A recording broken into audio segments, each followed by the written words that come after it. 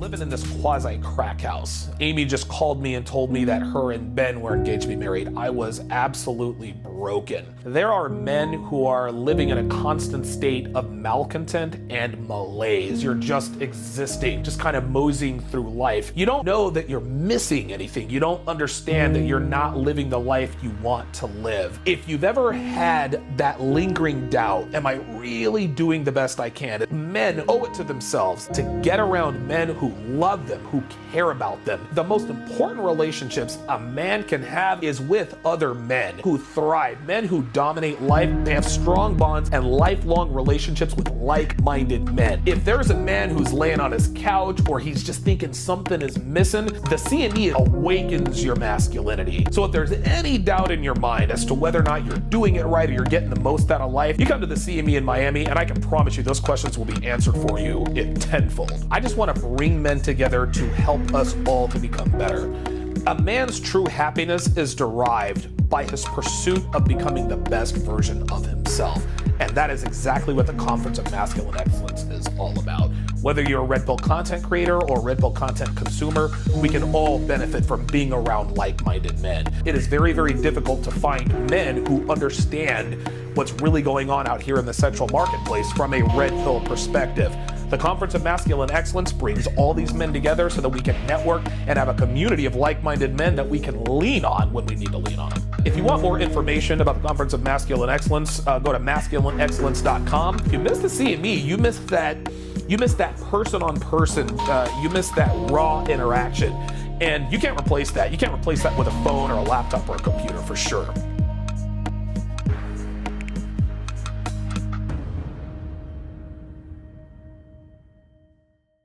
Understanding women and increasing your dating success starts with Donovan Sharp's massive collection of award-winning books and courses.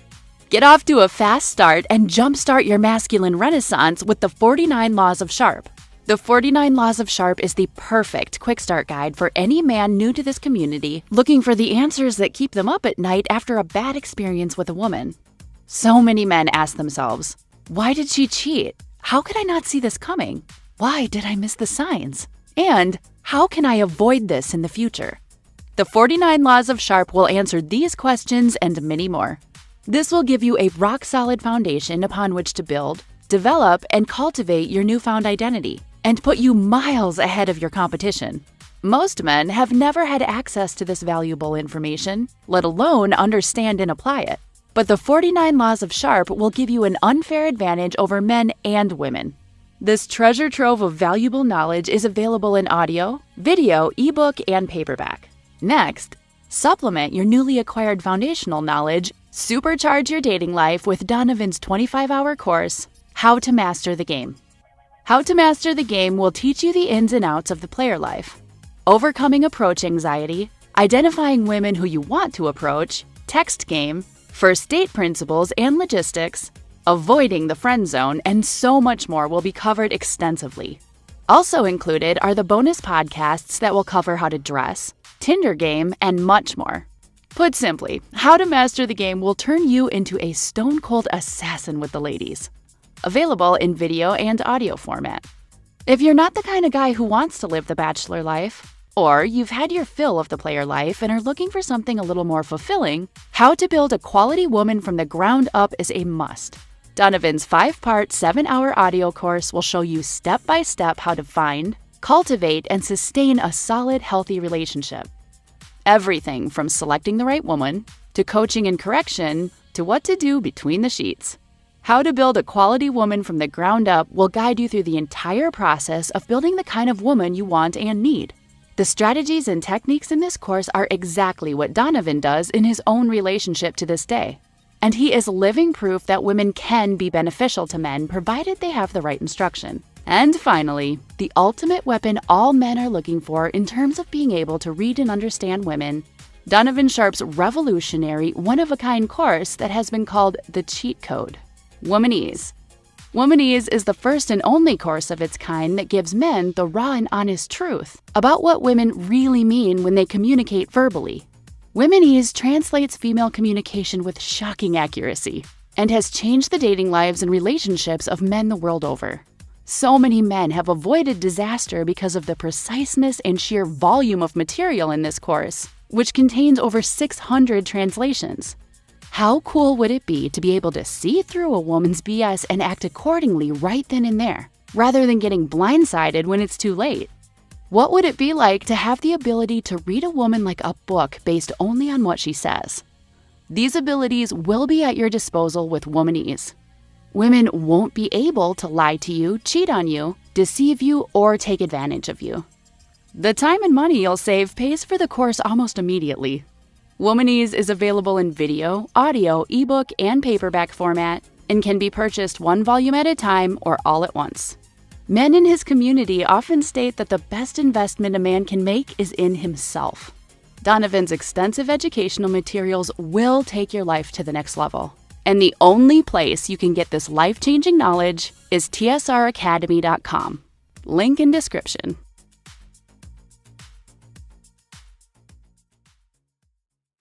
Masculinity in 2022 quite simply means a man giving himself permission to act like a man. There's so many men who simply aren't doing, saying, acting like they want to act, and the reason for that is because there's fear.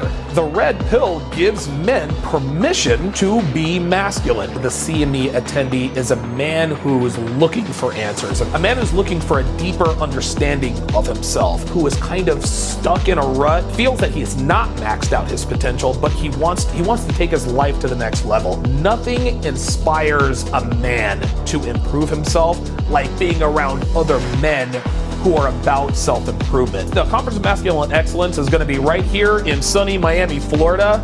This, of course, is the home of Fresh and Fit. You know, Myron Gaines and I were very, very good friends. Miami is kind of the default headquarters for the red pill. Great weather, fast cars, pretty girls, good food, man.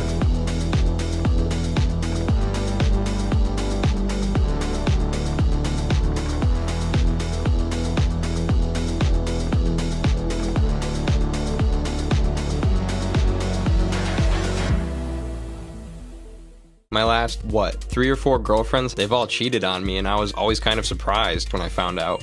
I thought she was separated. She told me she had her own place. Come to find out, she was still married. I couldn't believe it. She kept trying to have unprotected sex with me. At first, she told me she was happily married, but she still gave me her number, which was a little confusing. She told me, don't worry, I'm on the pill. If you're happily married, why are you giving me your number? I'd hear them say things like, I've been single for a year, or, oh, I haven't had a serious relationship in forever. I don't want kids, she said. Then her husband found out about us. And finally, she wore me down. He came to my job. He was pissed, and I don't blame him. I would be too. She told me she was pregnant. Turns out I wasn't the father because she'd been sleeping with 2 other guys.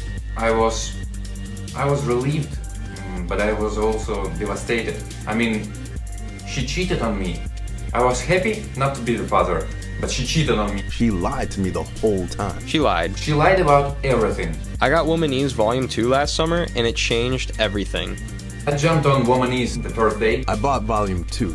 I went halves on it with a friend of mine. I think I was the first guy. I finally understood why the same things kept happening with women. This knowledge is so valuable. Finally, the answers to all my questions. It's like having their playbook. They can't fool me anymore. And you know what plays they're gonna run and when they're gonna run them. They can't lie to me anymore. The woman I'm dating now likes to say, you're like the woman whisperer. I was on a date the other day, and the girl says to me, oh, I'm only on one dating app. And I asked her which one. She said Hinge.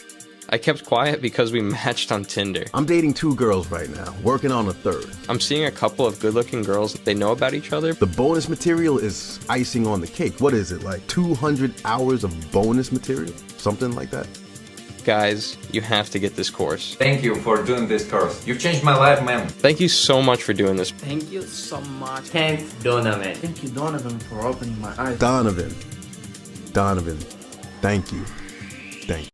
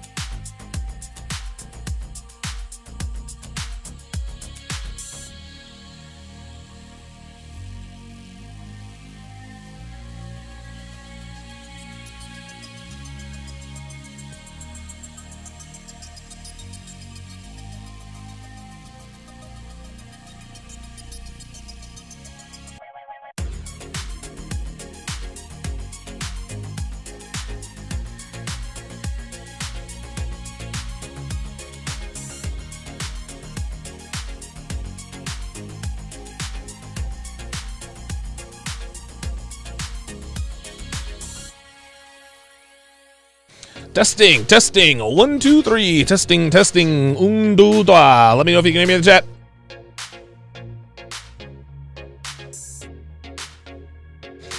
I've got a banger of a show for you guys today.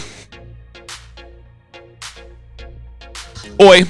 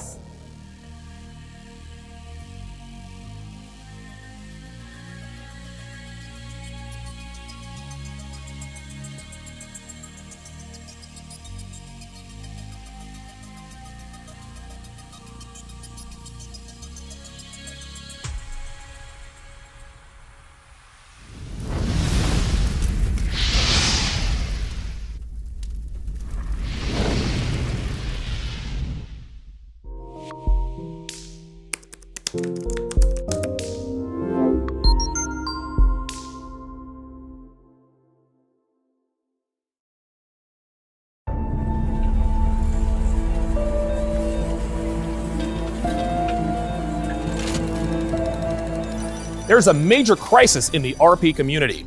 It's not masculinity. It's not a lack of intelligence. It's not money. And it's not fitness.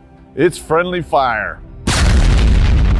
We've turned on each other. You see, over the last few years, men in this community have declared war on one another. Men are slandering each other, Making personal information public. And even doxing each other. This is flat out wrong. The world does not care about men. It doesn't value our intellect. It couldn't care less about our plight. and it sure as hell doesn't care about what we contribute. So this community was created to give men a place to go for help. Help with money. Fitness. Help with how to be a true gentleman. Dealing with life as a veteran. Taking their place as head of household. And even assistance with coping with divorce. And for a few years, things were awesome. Men banded together to help one another. We were thriving. We were making real progress. But something changed along the way. Our egos somehow got the better of us. We've become envious of one another. We started throwing around wild accusations, We started calling each other grifters. doing hit pieces on one another. And eventually, the message was lost.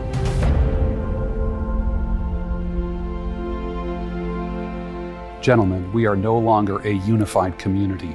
Every other week, there's a petty disagreement. This creator falling out with that creator. And he copied me. Oh, he disrespected me. I said that first. He started charges for his products? He's a fraud. He should do a response video. Wah. This ends right here. And right now.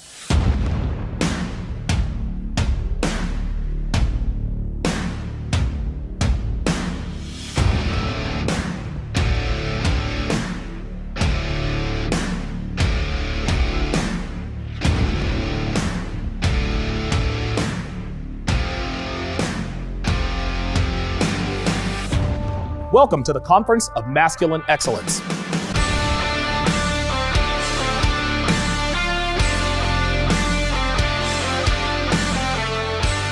This event will serve as a new beginning for our community. We are going to show men the true meaning of masculinity. We'll discuss the importance of family and fatherhood. We'll talk about fitness and why it's the cornerstone of every man's foundation. We will discuss how to deal with things like PTSD and depression. We'll teach you the importance of financial shrewdness. We'll talk about how to avoid the wrong type of women. How to select the right woman. How to strengthen your mind. And much, much more. Yeah, we will talk about sex and relationships. That's a given. But we're focusing on becoming a complete man. A man that is strong physically. Mentally, And spiritually. Yes, most of us found this community because of women. And hey man, it was a few women for me. What are y'all talking about, man? I'm undefeated. Shit, I'm not. I've taken a lot more L's than W's. All right, let me stop the cap. I've taken plenty of L's. but many of us understand that it's not all about women. In fact, it's quite the opposite. This doesn't mean we don't want women. Because trust me, we most certainly do. But we're going to show you why it's important to follow the advice of the Godfather himself, Rollo Tomasi. And that is to make yourself your own mental point of origin. None of us are perfect. Far from it. Yes, we have all made mistakes in life. We have all made bad decisions. We've all had our hearts broken. We've all been broke. We've all been through some shit. But our goal is to teach you how to avoid these pitfalls so that you can become the very best version of yourself. Yes, we will have disagreements from time to time. But in the end, we are all on the same team. We're in this together as men, and this is how it starts. Conference of Masculine Excellence will usher in a new era in this men's community. And from here on out, we're going to do things differently. No more infighting. No more friendly fire. No more hit pieces. No more response videos. And no more public feuds. If we have a disagreement, we handle it behind the scenes, man to man. The way it's supposed to be done. And it's as simple as that. Now more than ever, men need each other. In the end, we are much stronger united than divided.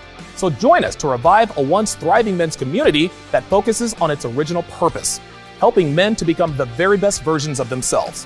Thank you. Get your CME tickets today at masculineexcellence.com.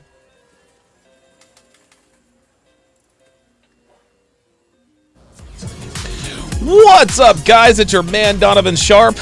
Yes, I have goosebumps too. Welcome to the 850th edition of TSR Live, your daily dose. Let me see if I got them all correct here. Your daily dose of toxic masculinity, misogyny, discrimination, sexism, and all of the other isms. It is good to have you guys in. It is good to have you guys in today. I'm going to tell you what, man. I will never forget. I don't think I've ever had a feeling like I had the day that Blake sent me that promo. When I was in Phoenix, the whole doxing situation was out of control. I was dealing with that. I couldn't urinate. My blood pressure was high. I'm riding my bike 20, 30 miles a day. And I will never, ever forget this feeling as long as I live. When Blake finally sent it over to me, I sat there and it's funny. I had just gotten done with another bike ride, and I'm sitting here just glugging down water. I hit the computer. Everything stopped. Everything stopped. I was like, oh my God, this is the greatest thing. This is the greatest thing I have ever seen, ever. I was very, very excited to do the CME. Then I am even more excited for this CME because it's not. Listen, man. Putting together events, it's hard work. But last year it was rough. It was rough. It was my very first event. I damn near died. I was dehydrated. My kidneys were shutting down. My blood pressure was out of control. Man. But watching that promo for the very first time, man, I was like, holy God. It was incredible. It was incredible. So I retooled it to make it Miami friendly, and hopefully I accomplished this. What I'm going to do now, guys, is I'm actually going to play some highlights from the CME last year. My guy Blake put them together. He put it together again. His guy Andrew went ahead and edited everything, and I'm gonna put these up separately. I just want to play them now just so that you guys can see them, and hopefully encourage you to purchase a ticket. And yes, the virtual tickets for the CME are now on sale. If you cannot make it down to Miami, if you can't make it down to Miami, you can buy a CME ticket. It is for the fraction of a cost. Desmond Montgomery with the $5 super chat says, "How's it going, Don? I can't wait for you to react to the latest Fresh and Fit episodes. They've been crazy." So I've heard. Yeah, listen, you guys ain't got to worry nothing about me, man. I will, trust me, I will be breaking down the Fresh and Fit boys as soon as possible. This episode is unofficially brought to you by Bayer. I don't know. I like the taste of aspirin. Call me crazy. I like the taste of aspirin. I don't know why, but sorry about that. I don't know why, but I like the taste of aspirin. Who knows? But I will definitely be getting to the Fresh and Fit boys.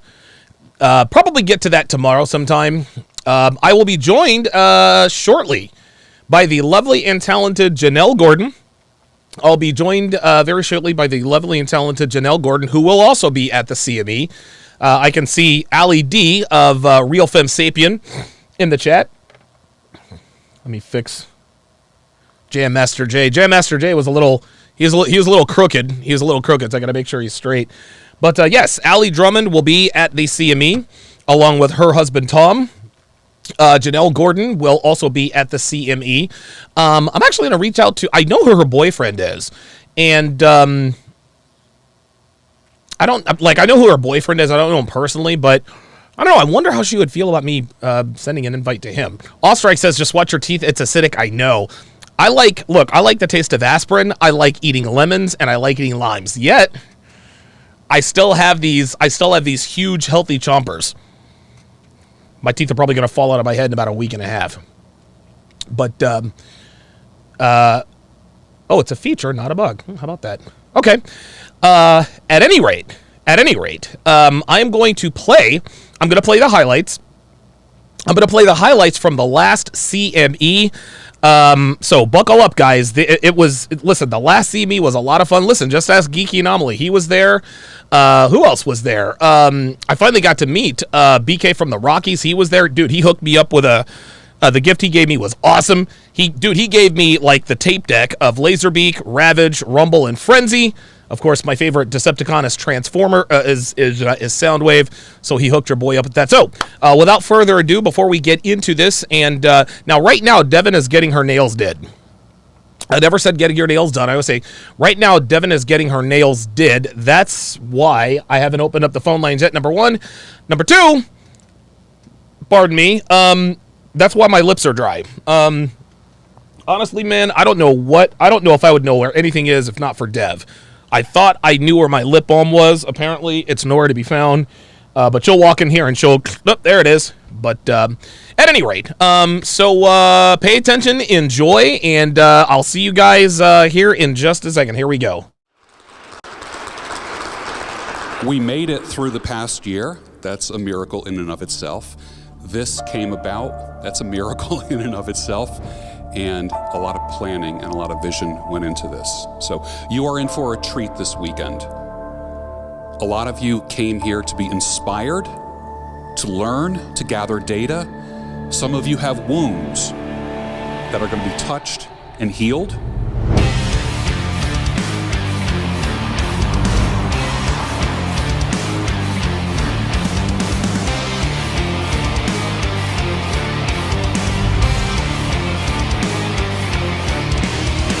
And the guy who had a vision to make something happen, to create positivity in the men's community, give a big welcome to Donovan Sharp.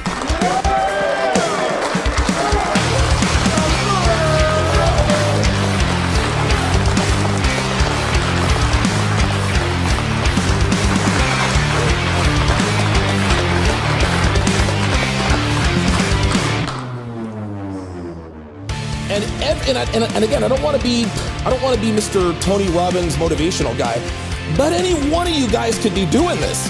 Any one of you. You just have to decide to. And I was never the guy who said, hey, you know what? You can do it, and if you just put your mind to it, no. You can't fucking do it. Not all men are created equal. You can't do anything you put your mind to, and no man is an island. But everyone in here, every man in here has the potential to be great. Do you put together a CME? Maybe, maybe not, right? But you guys can do things in your own lives. If your life sucks, make it unsuck. There's no excuse to be a fucking failure. There's just not.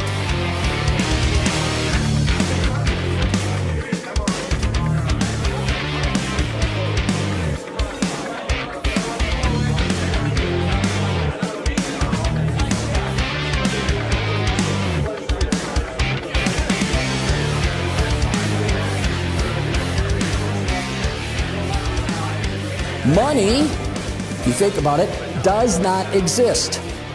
It is not real. Money is what you get to record and store your labor that you gave to someone else to do something you didn't want to do that they themselves didn't want to do themselves. Opportunities come and they don't show up. People ask me, Hotep Jesus, how'd you get to where you are? I showed up. It's not about waiting for the storm to pass. It's about learning to dance in the fucking rain. Rest in peace to Greg Plitt. He said that, and that really resonated with me. You ain't living what you say. So why should I? You're going to walk away with something. How can you find some peace within? How can you find some authenticity within who you are? And instead of living the person that you think YouTube wants you to be, or being the person you think your friends and family want you to be, why don't you create the man that you should be, and you know you can be, and the man you should have been the whole time? We have, in the United States, we have 1 in 4 children who do not have a father in the home. That is over 18 million kids. Whether this is set up this way, we've been conditioned, it's the government, it's whatever we want to blame it on. We have the power to change that. Fear and doubt starts getting in the way. You start questioning how people might judge you. You're judging yourself. And all these arbitrary details that don't matter. Either you want to win or you want to be somebody's bitch. Those are just the facts of the matter. You got to start having this inner dialogue. Is this the best move? Is this the most productive move? Will this make me more money if I do this? Less money? It's peace, quiet, and freedom. Because that's what men really want. I mean, come on. We're very simple creatures. Value and authority. That's the sign of masculinity right there. That's it. Get your CME tickets today at masculineexcellence.com.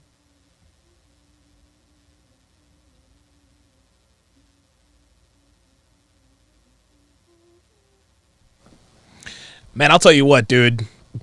If that doesn't give you the chicken skin, if that doesn't, I swear to God, man. I've probably watched these. I've probably watched that, I don't know, maybe 5 or 6 times today. It is just so cool. Listen, man, last year's CME, it was an unbelievable success. Yes, Geeky Anomaly made lots of appearances in that particular video, and then of course we've got BK from the Rockies, who is in there as well. I've got some more promotional material coming up. I didn't want to go full throttle with the marketing until about 4 weeks, until we're about a month out. But everything looks, all systems are go. All systems are go. This is going to be absolutely wonderful, and I'm very, very, very much looking forward to.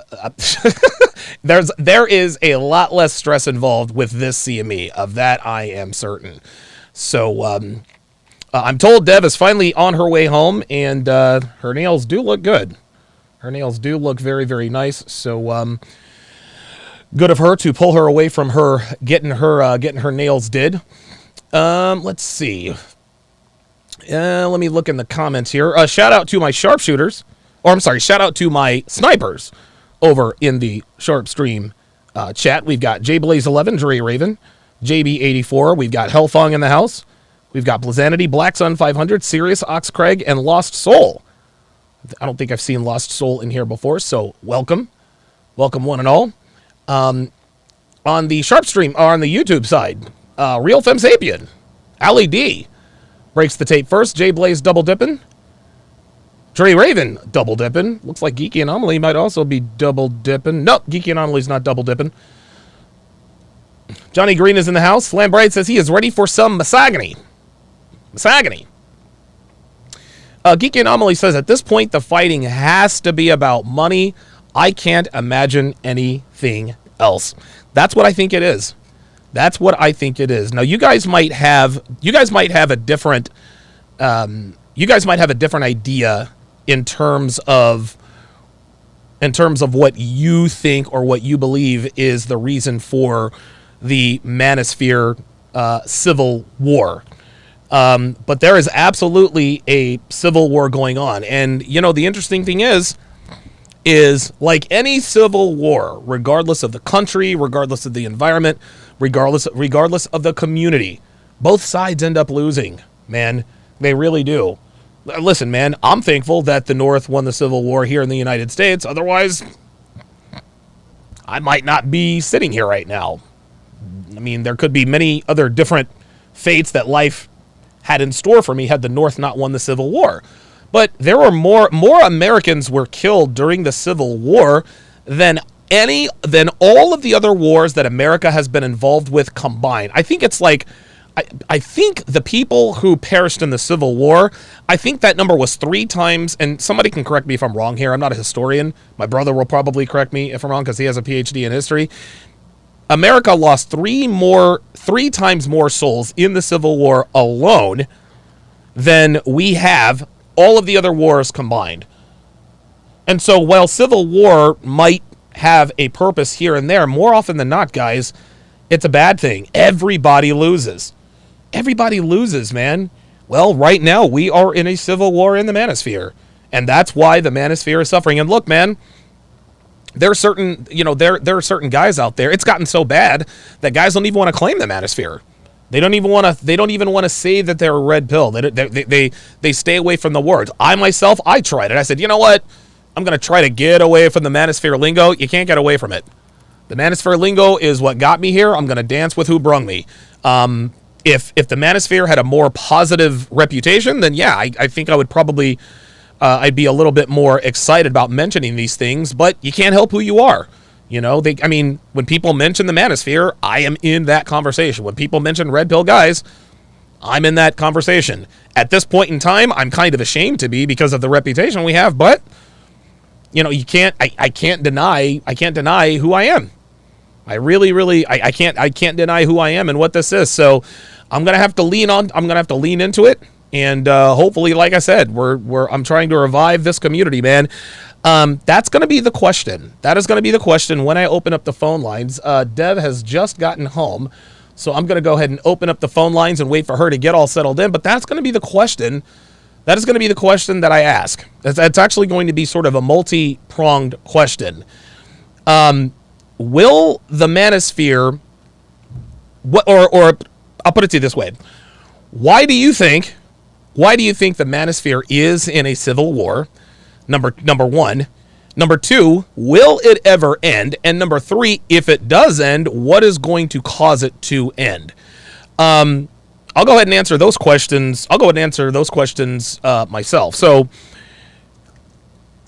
So why is the Manosphere at war? I think Geeky Anomaly hit it best. I think it's money. I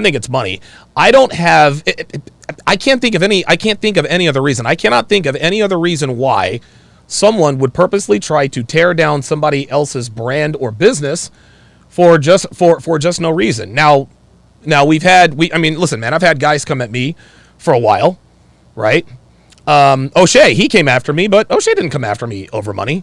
That's one thing that I can say about O'Shea. There's no love lost between him. We're not on each other's Christmas cards lists. That's for sure. But I know that O'Shea came after me on some personal shit. Hey man, it was not about money. It was not about money. O'Shea and I have never, as far as I know, listen, O'Shea does well financially, as far as I know. I'm pretty sure he still does. And so when he, when he talks shit about me, it's not because he's trying to line his pockets. That's just not, I've never gotten that impression from him. That doesn't make it right, but at least I can say that, hey, you know what? Regardless of what O'Shea does or says, I know that it's not motivated by money. And anytime something is motivated by money, you really do have to sort of question the motives. But I think Geeky Anomaly is 100% correct. It is absolutely money. There is only one reason why my biggest detractors have stopped.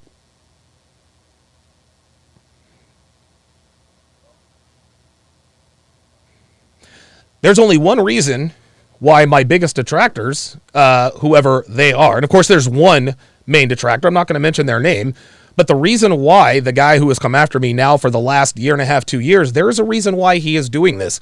It is because of money. Okay? He has a product. I decided to create my product, right?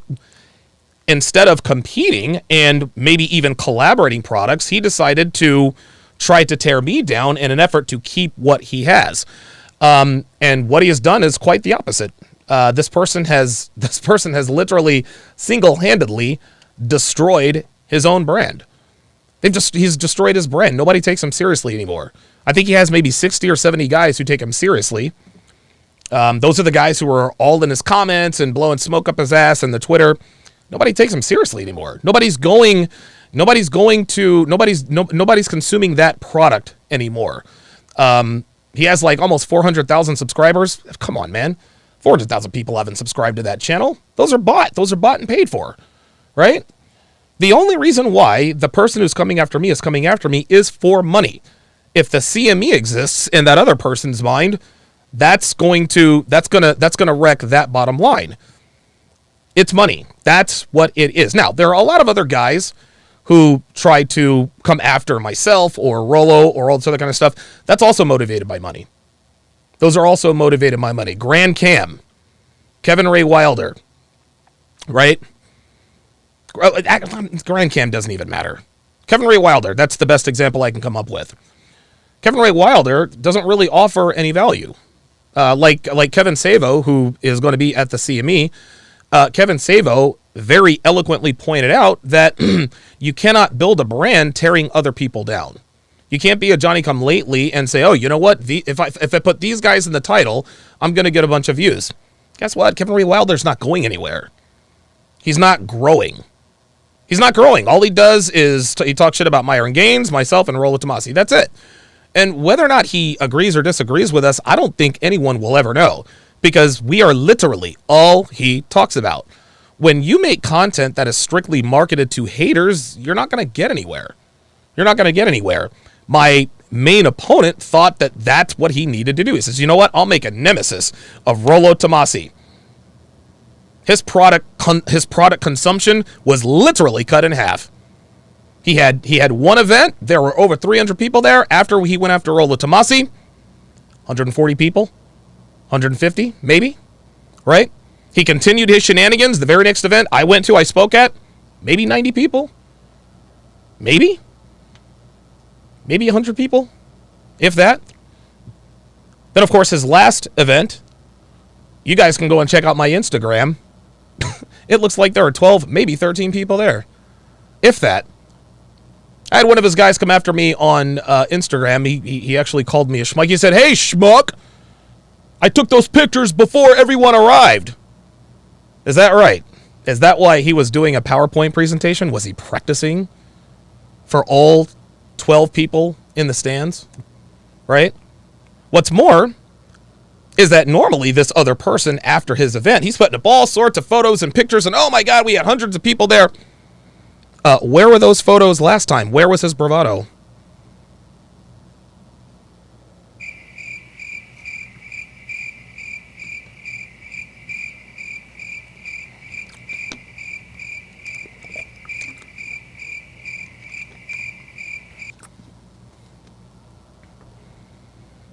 The reason why there's no photos, the reason why there's no bravado, is because it's an abject failure. And it had nothing to do with me. It had absolutely nothing to do with me at all, and everything to do with his behavior. Had everything to do with his behavior. Anyway, I don't want to focus on the negative, but that's the reason I believe that the Manosphere is at war. It's because of money. People see what we do, and they see the lives that we live, and naturally they say, hey, you know what? Well, I'd like to be a part of that. And listen, man, I got no problem. I have absolutely no problem with a man saying to himself, you know what? I see what Donovan Sharp does. I want to do what he does. I want to influence men. I want to help men, and I want to make I want to make good money. I'm not gonna sit here and tell you guys that making a shitload of money doing this is not one of my objectives. Of course it is. At this point, it has to be. I'm not working 18 hours a day for free. I don't think anybody is. Shout out to Jay Sean Harris, who's in the house. Jay Sean is going to be one of my videographers at the CME. So shout out to him. Right? But other guys see that this can be done, and they think to themselves, you know what, I want to do what Donovan Sharp does. I want to do what Kevin Samuels does. I want to do alpha male strategies, Coach Greg Adams. And so what they do is they try it. They and a lot of times they just kind of parrot. They just kind of parrot what we talk about, which is fine. We all parrot off of one another. This is nothing new. But they don't. They have very. So Oxcraig says he just bought his CME virtual ticket. That was the very first CME virtual ticket. Very good. So shout out to Oxcraig for being the first virtual ticket member.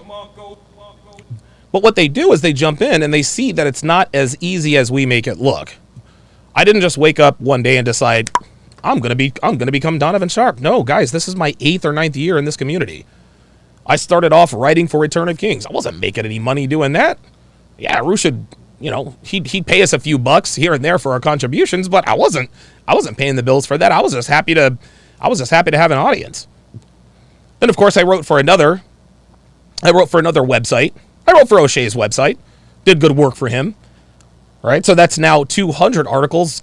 Guys, I didn't start making real money at this until maybe the end of 2020 or the end of 19, beginning of 2020. The pandemic is really where things took off. I started this community in 2014. That was 6 years, guys. 6 years. The problem with people is they think that what we do is easy and that it can happen overnight. A lot of people say, well, Alpha Male Strategies did it overnight. No, he didn't. Dude, AMS is not an overnight success. No, it took AMS his entire life to be ready for the moment. Now listen, he positioned himself in the right time, in the right place, at the right time. There's nothing lucky about what AMS did. AMS knows what the fuck he's talking about. AMS is a triple OG. He knows what he is talking about. That's why he grew so quickly. AMS is better at this than I am. This is why he has a zillion subscribers and I don't. It is what it is. But a lot of guys, they see the success that certain people are having, and when they try their hand at it the way we've done it, and it doesn't work for whatever reason, maybe the information that they're given isn't good, or maybe they're just not that good at it. Right? Maybe they're just not that good at it. People say, well, I can do what Donovan Sharp does. I can lose my mind on camera every day. Not that simple, man. Not that simple. Dude, I prepare 5 to 6 hours a day for a 2-3 hour show. Building this around me, that took a shitload of time and a shitload of money.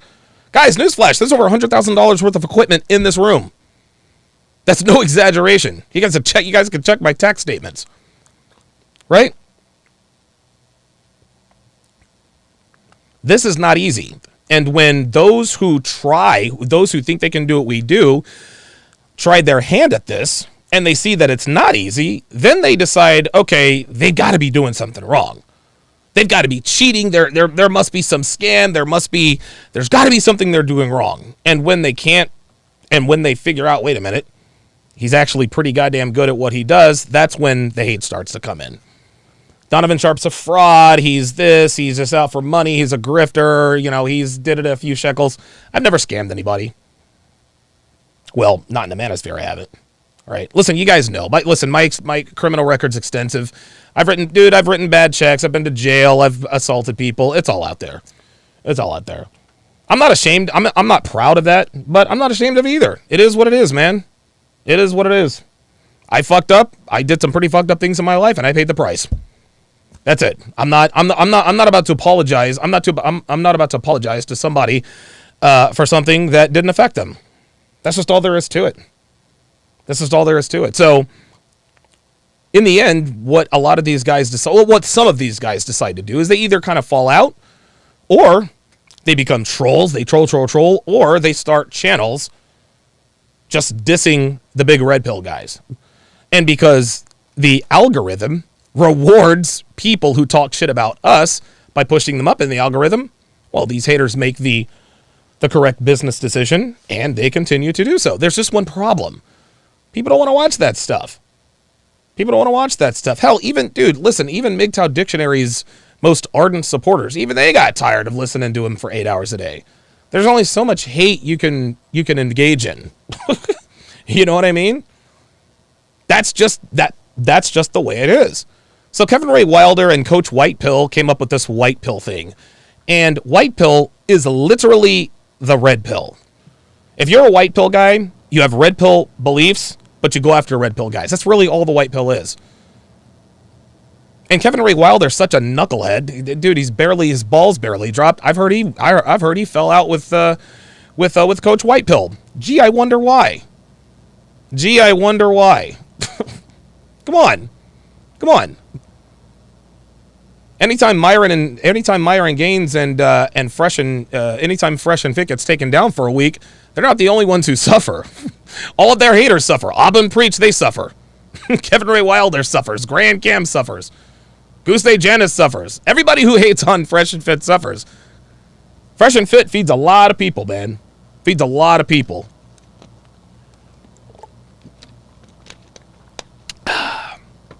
Dev, if you're watching, I need you to bring me up two bottles of cold water. 2 bottles of cold water. So that's my hypothesis on why the Manosphere is at war. When money started being made, when guys started making the first person that I know of, and I could be wrong, that really started profiting off of this was Roosh. And even when I knew Roosh was making money hand over fist, I never wanted a piece of that. I just wanted to be a part of the community. But then YouTube happened, and then people start, living lifestyles. You guys have seen my steady ascent. At some point, that rubs people the wrong way, man. I don't feel sorry for those people. I feel not one bit of sympathy. I feel not one bit of sympathy for those people. So the reason why the Manosphere is at war, I don't think it has anything to do with anything fundamental. The guys who come after, no, listen, Alex of Playing with Fire, I had a good discourse with him, right? I don't really know if his thing is money motivated. I think that Alex of Playing with Fire is a bit antiquated. He still uses old school PUA terms. He still uses old school PUA terms like negging. I'm like, dude, come on, man. What is this? 2007? Like, shout out to him, but you got to get with the program.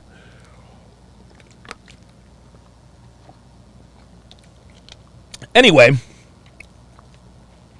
that's the reason I think the Manosphere is at war. I definitely think it's money. My quote-unquote arch nemesis is coming after me because I am hurting his bottom line. That is the only reason why he did it. He can tell everyone that he did it because of no. He did it because he didn't want competition. That's it. If there's no competition, then you're the only game in town. He handled it the wrong way, and he is suffering the consequences. It is what it is. It is what it is. Now, let's see. Will the Manosphere Civil War ever end? No, I don't think it's ever going to end. And I think that's probably the cynic in me. I think that's probably the cynic in me at this point in time.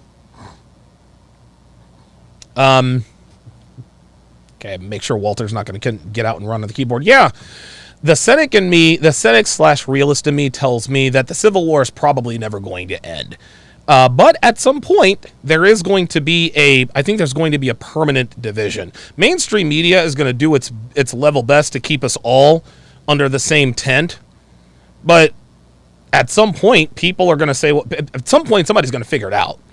Like, we're not all incels and losers. Dude, they look at guys like Kevin Samuels, Myron Gaines, myself, AMS. We're not booger-eating, neck-bearded losers who live in our mom's basements. No. We have girlfriends and wives. We have fuck buddies. We live great lives. We drive nice cars. We live in we're not losers. We're not. And at some point, someone's going to figure out, wait a minute, I think we got this community all wrong. And then at some point, somebody's going to name both communities. I have no idea what they're going to be. Who knows? Who knows? But if the Civil War does end, what is going to have to happen to end the Civil War? YouTube's going to have to go away. And YouTube's never going away. Not as far as I know. It's the second biggest search engine on the planet. And so that's those are my thoughts. I mean, God, the Manosphere Civil War, it's something, man. It's something. I wish it weren't here, but this is what we're dealing with. This is part of the gig now, unfortunately. Cage Jackson with the $20 super chat says, I know you break down movies, you definitely have to check out Deep Water. Ben Affleck is in it. Yes, I saw that movie. Holy shit. And you know, I don't want to give away any spoilers, but yeah, Deep Water was, good God almighty. That was absolutely crazy. Ana de Armas, I believe, had dated Ben Affleck at one point in time. Ana de Armas she is naturally gorgeous. She is stunningly beautiful. Stunningly beautiful. So yeah, I have watched Deep Water. I actually saw it not too long ago. So I might break that down. By the way, I am breaking down Hitch this Saturday night at 8 o'clock p.m. exclusively on Sharpstream. We're going to call it Red Pill Cinema. Tim Jin Zephyr with the says, hi, Donovan. Hope as well. You're no fraud. Well, I appreciate that. Carlos R., $2, says, cough, cough, the roommates. I don't have a problem with the roommates. You know, Hafiz and whatever the other guy's name is. They seem to be pretty red pill aware. Diet Cope with the $5 super chat says white/purple pill is a cope for men not willing to A, put in the work to become high value, and B, men who don't have the balls to walk away or enforce boundaries. Yeah, I agree. That's always been my contention against Kevin. And again, he and I had, we had a decent discourse, you know. But he, like Alex from Playing with Fire, he was very pedantic. You know, he tried to sort of nitpick every little thing. Instead of having a discussion, he was using strategies and tactics. I don't have to use strategies and tactics when the truth is on my side. Right? I don't have to do that. But yeah, Kevin Ray Wilder, he doesn't have any receipts. He doesn't. He wants everyone to think he knows what he's talking about, but I don't see anything. Every time I see him, his hair is a little bit longer. He looks like he's got the mange. I don't know. Maybe he's going for the grunge look. I don't know. And listen, I tell you guys as well, man. Hey, listen, do some research on me. Research my past, all that good stuff. You guys will see the good, the bad, and the ugly. Regardless of whether you like me or not, one thing's for certain is I know what the fuck I'm talking about. Know what the fuck I'm talking about. Jay Sean Harris with the $5 super chat says, doing my part in supporting male media, I'm about to jump in and give contribution to the cause with creating content. You're definitely inspiring me to dive in. Absolutely.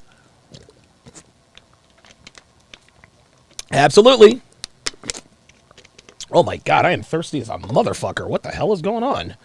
Hey. Ay. After we take phone calls, I will be doing my triple header breakdown. I will absolutely be doing my triple header breakdown. Let me bring that up. Yes! After the stream, I will be breaking down The Ultimatum, Temptation Island, and 90 Day Fiancé. The Ultimatum, Temptation Island, and 90 Day Fiancé back to back to back. Back to back to back. And then, of course, on Saturday evening, I will be breaking down the movie Hitch.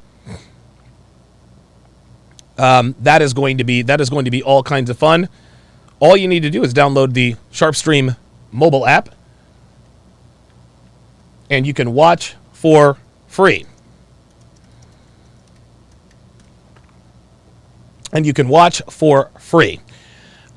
So what I'm going to do is, Janelle was supposed to join me. I'm not sure if she's still going to join me or not. I'm going to go ahead and open up the phone lines. 516-387-1987, 516-387-1987. I'm going to take a short break and allow you guys to get into the queue. The three questions, this is a three-pronged question. You know what? I think I'm going to pin this. Question number 1. Why is there a... Dev says she's in, but I do not see her. Oh, there she is. All right. Question number 1. Why is there a civil war in the Manosphere? Question number 2. Will the civil war ever end? And number 3. What will it take to end the civil war in the Manosphere? So I'm going to go ahead and pin this. I'm going to pin that to the top. So if anyone's watching and they forget what the question is when you get on the phone lines, Oh, this is just the funniest thing I think I've ever seen. So Walter is sitting on one of my lights. For those of you who aren't familiar with Devin Rex, it's 516 BK from the Rockies, 516-387-1997. Devin Rex cats are very, very, they like to be warm. And it looks like Walter has found his way onto one of my spotlights. 516-387-1987. 516-387-1987. I want to know, in your opinion, why is the Manosphere at war? Will the Civil War ever end? What will it take to end the Civil War in the Manosphere? What will it take to end the Civil War in the Manosphere? I'll be back in just a few minutes to get your answers.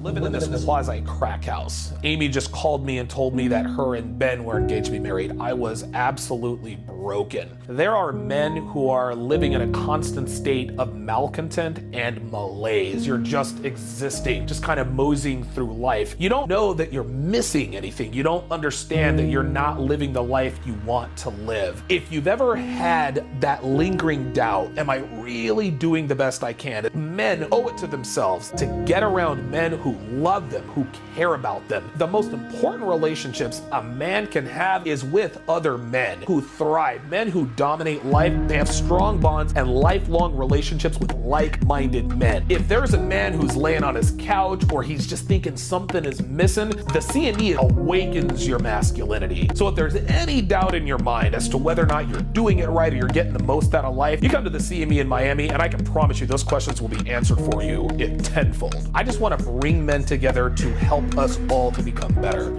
A man's true happiness is derived by his pursuit of becoming the best version of himself. And that is exactly what the Conference of Masculine Excellence is all about. Whether you're a Red Pill content creator or a Red Pill content consumer, we can all benefit from being around like-minded men. It is very, very difficult to find men who understand what's really going on out here in the sexual marketplace from a Red Pill perspective. The Conference of Masculine Excellence brings all these men together so that we can network and have a community of like-minded men that we can lean on when we need to lean on them. If you want more information about the Conference of Masculine Excellence, go to masculineexcellence.com. If you missed the CME, you missed that person-on-person, you missed that raw interaction. And you can't replace that. You can't replace that with a phone or a laptop or a computer for sure.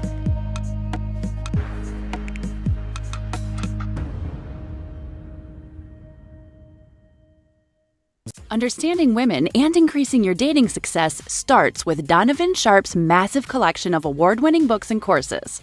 Get off to a fast start and jumpstart your masculine renaissance with the 49 Laws of Sharp. The 49 Laws of Sharp is the perfect quick start guide for any man new to this community looking for the answers that keep them up at night after a bad experience with a woman. So many men ask themselves, why did she cheat? How could I not see this coming? Why did I... We made it through the past year. That's a miracle in and of itself. This came about. That's a miracle in and of itself. And a lot of planning and a lot of vision went into this. So you are in for a treat this weekend. A lot of you came here to be inspired, to learn, to gather data. Some of you have wounds that are going to be touched and healed.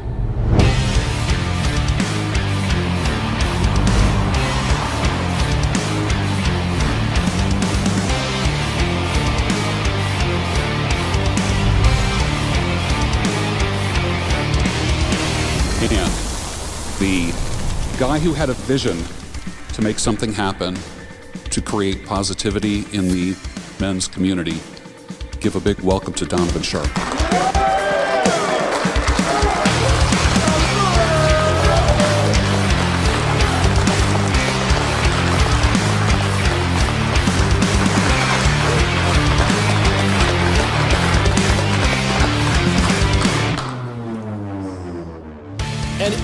And again, I don't want to be Mr. Tony Robbins motivational guy, but any one of you guys could be doing this. Any one of you. You just have to decide to. And I was never the guy who said, hey, you know what?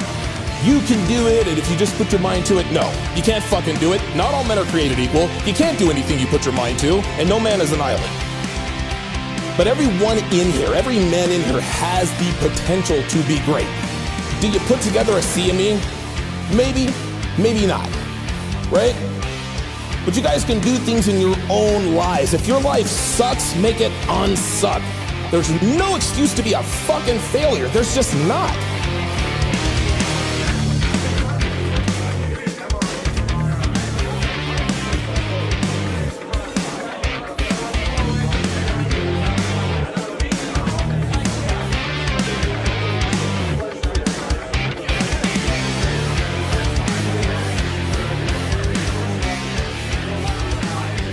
Money, if you think about it, does not exist. It is not real.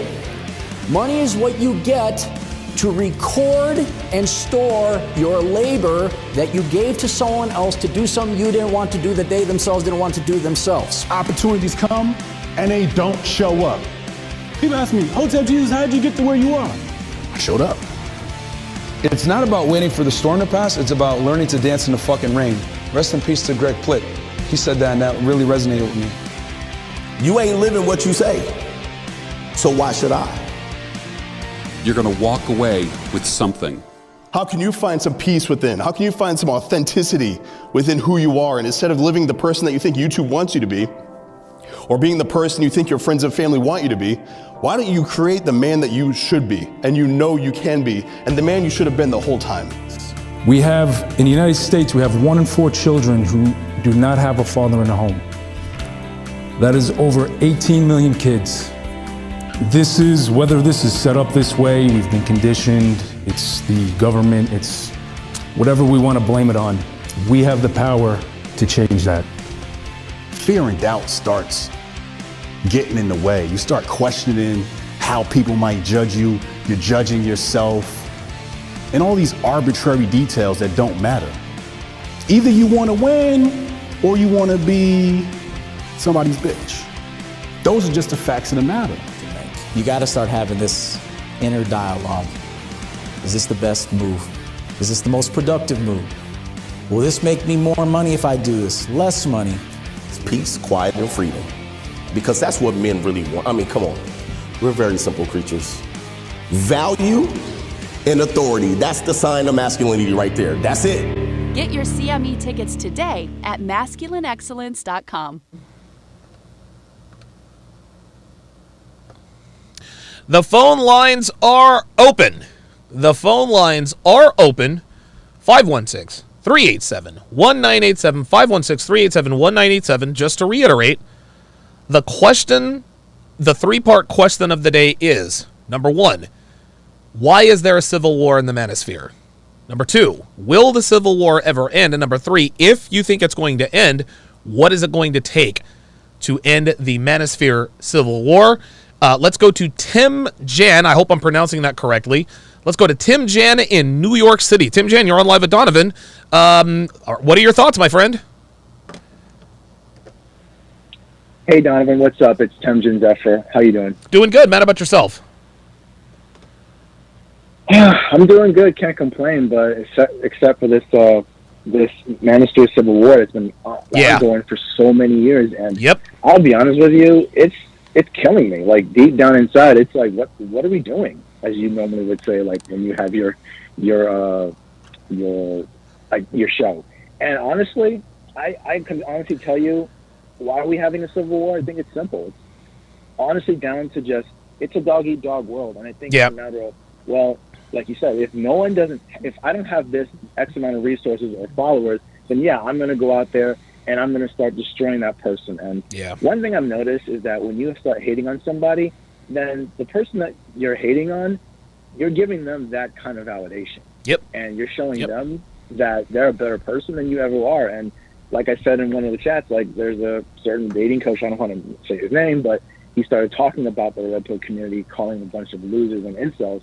But yet you're selling merchandise that is red pill-esque. Yeah, right. So make that make sense. Yeah, right. It just doesn't make sense to me. It's just, I think on top of that, go ahead. Go ahead, Donovan. I was going to say, to me, it boils down to the money. You know, if you want to talk shit about red pill guys, but then sell stuff that you said is red pill-esque, then listen, if it's okay to be red pill, you're just going to have to You're going to have to verbally differentiate yourself. Be like, look, I don't endorse what XYZ person said. Just because we're in the same community doesn't mean everybody agrees with everything 100%. But our detractors like to try to, they want 100% connective tissue. Kevin Ray Wilder tried the same shit with me when he was on. Well, Rollo Tomasi said this, but then you're doing that. I'm like, Kevin, Rollo and I are two different people. Like, he's in his 50s, I'm in his 40s. I'm in a cohabitating relationship for going on 5 years. He's married for almost 25 years. There are going to be some differences. Exactly. You know, not everybody is going to have like the same kind of mind. I mean, it's the same. We're sending the same message about relationships and dating and stuff like that, but we just have different approaches as well. Some people sell things differently based on like how to attract women and stuff like that. Right. You do your thing, and everyone else does their thing. Right. But it's like we have like-minded individuals, but yet we're tearing each other down. Like, Yeah. what are we doing here? Seriously, it doesn't make any goddamn sense. No, it doesn't. No, that's okay. Yeah, also, I'm going to say, is it going to end? As long as there's haters, I don't think it's going to end. Okay. As I hate to be the Debbie Downer. But Okay. I just think that as long as people have an egotistical mind frame of, hey, I want to make money based on this, and let me tear that person down. If they have an egotistical mind frame to attack somebody for, I don't know, whatever reason, then it's not going to end. So it's just going to keep on going. I don't know if it's just a part of life or whatever it is, but it's also going to help make things worse for people in the communities that wants to know a good message. Because let's say they don't know anything about the red pill and they find out about this. They hear one thing from one person, person B says something, and then they do by tearing down person A and person C, and it becomes an issue. Yep. And that's something I suffered from when I started, being in this community and understanding it. And I just say to myself, I don't understand. What is the big effing deal? Come on, man. Yeah. It just doesn't make sense. You're only hurting yourself. I agree. Listen, I agree. Like I said, man, it doesn't make any sense if you're in it for, if you're in this community for the right reason, it doesn't make sense for people to come after you. However, if you are only in it for the money, it makes perfect sense to go after someone. It's just like the secret to the rap game, like back in the 80s and the early 90s. If you want to make a big name for yourself, lay down a diss track against a big rapper. If the big rapper responds to you, guess what? He's giving you validation. Now you're on the map, and now you're getting a record deal. Well, the interesting thing is here, Tim Jan, about the Civil War. The Civil War wasn't created by the haters. It wasn't created by the haters in the chat. It was created by the other content creators. Other content creators who, for whatever reason, and again, their names shall remain nameless, what they've started doing is they have started contracting these sort of marginal, these sort of fringe hater guys who have very, very small channels. We got people giving them this huge platform to just spew all this hate. And especially in communities like these, where, like, a guy like me, I'm never going to have a bigger following than someone who doesn't offer solutions. Because most people, this is men and women alike, are not about solutions, at least not as far as I'm concerned. Yes, I point out hard and fast truths about the dating market and, sexual relations between men and women and this and that, but I also offer solutions. Now, the solutions, though effective, they're not easy to implement. And if guys decide that, it's just not worth it, it's just too much work, most of the time they just kind of go off and chill. But every once in a while, you will get someone who wants to stay in there and kind of talk shit about us. Give you the last word. I will. Actually, it's like when, let's say you're going to the gym and you're doing your workout, but then you see a guy who's in shape and looks better. Yeah. Some guys are going to hate on that person, especially if he's getting all the women and the attention. Yeah, right. And all that good stuff.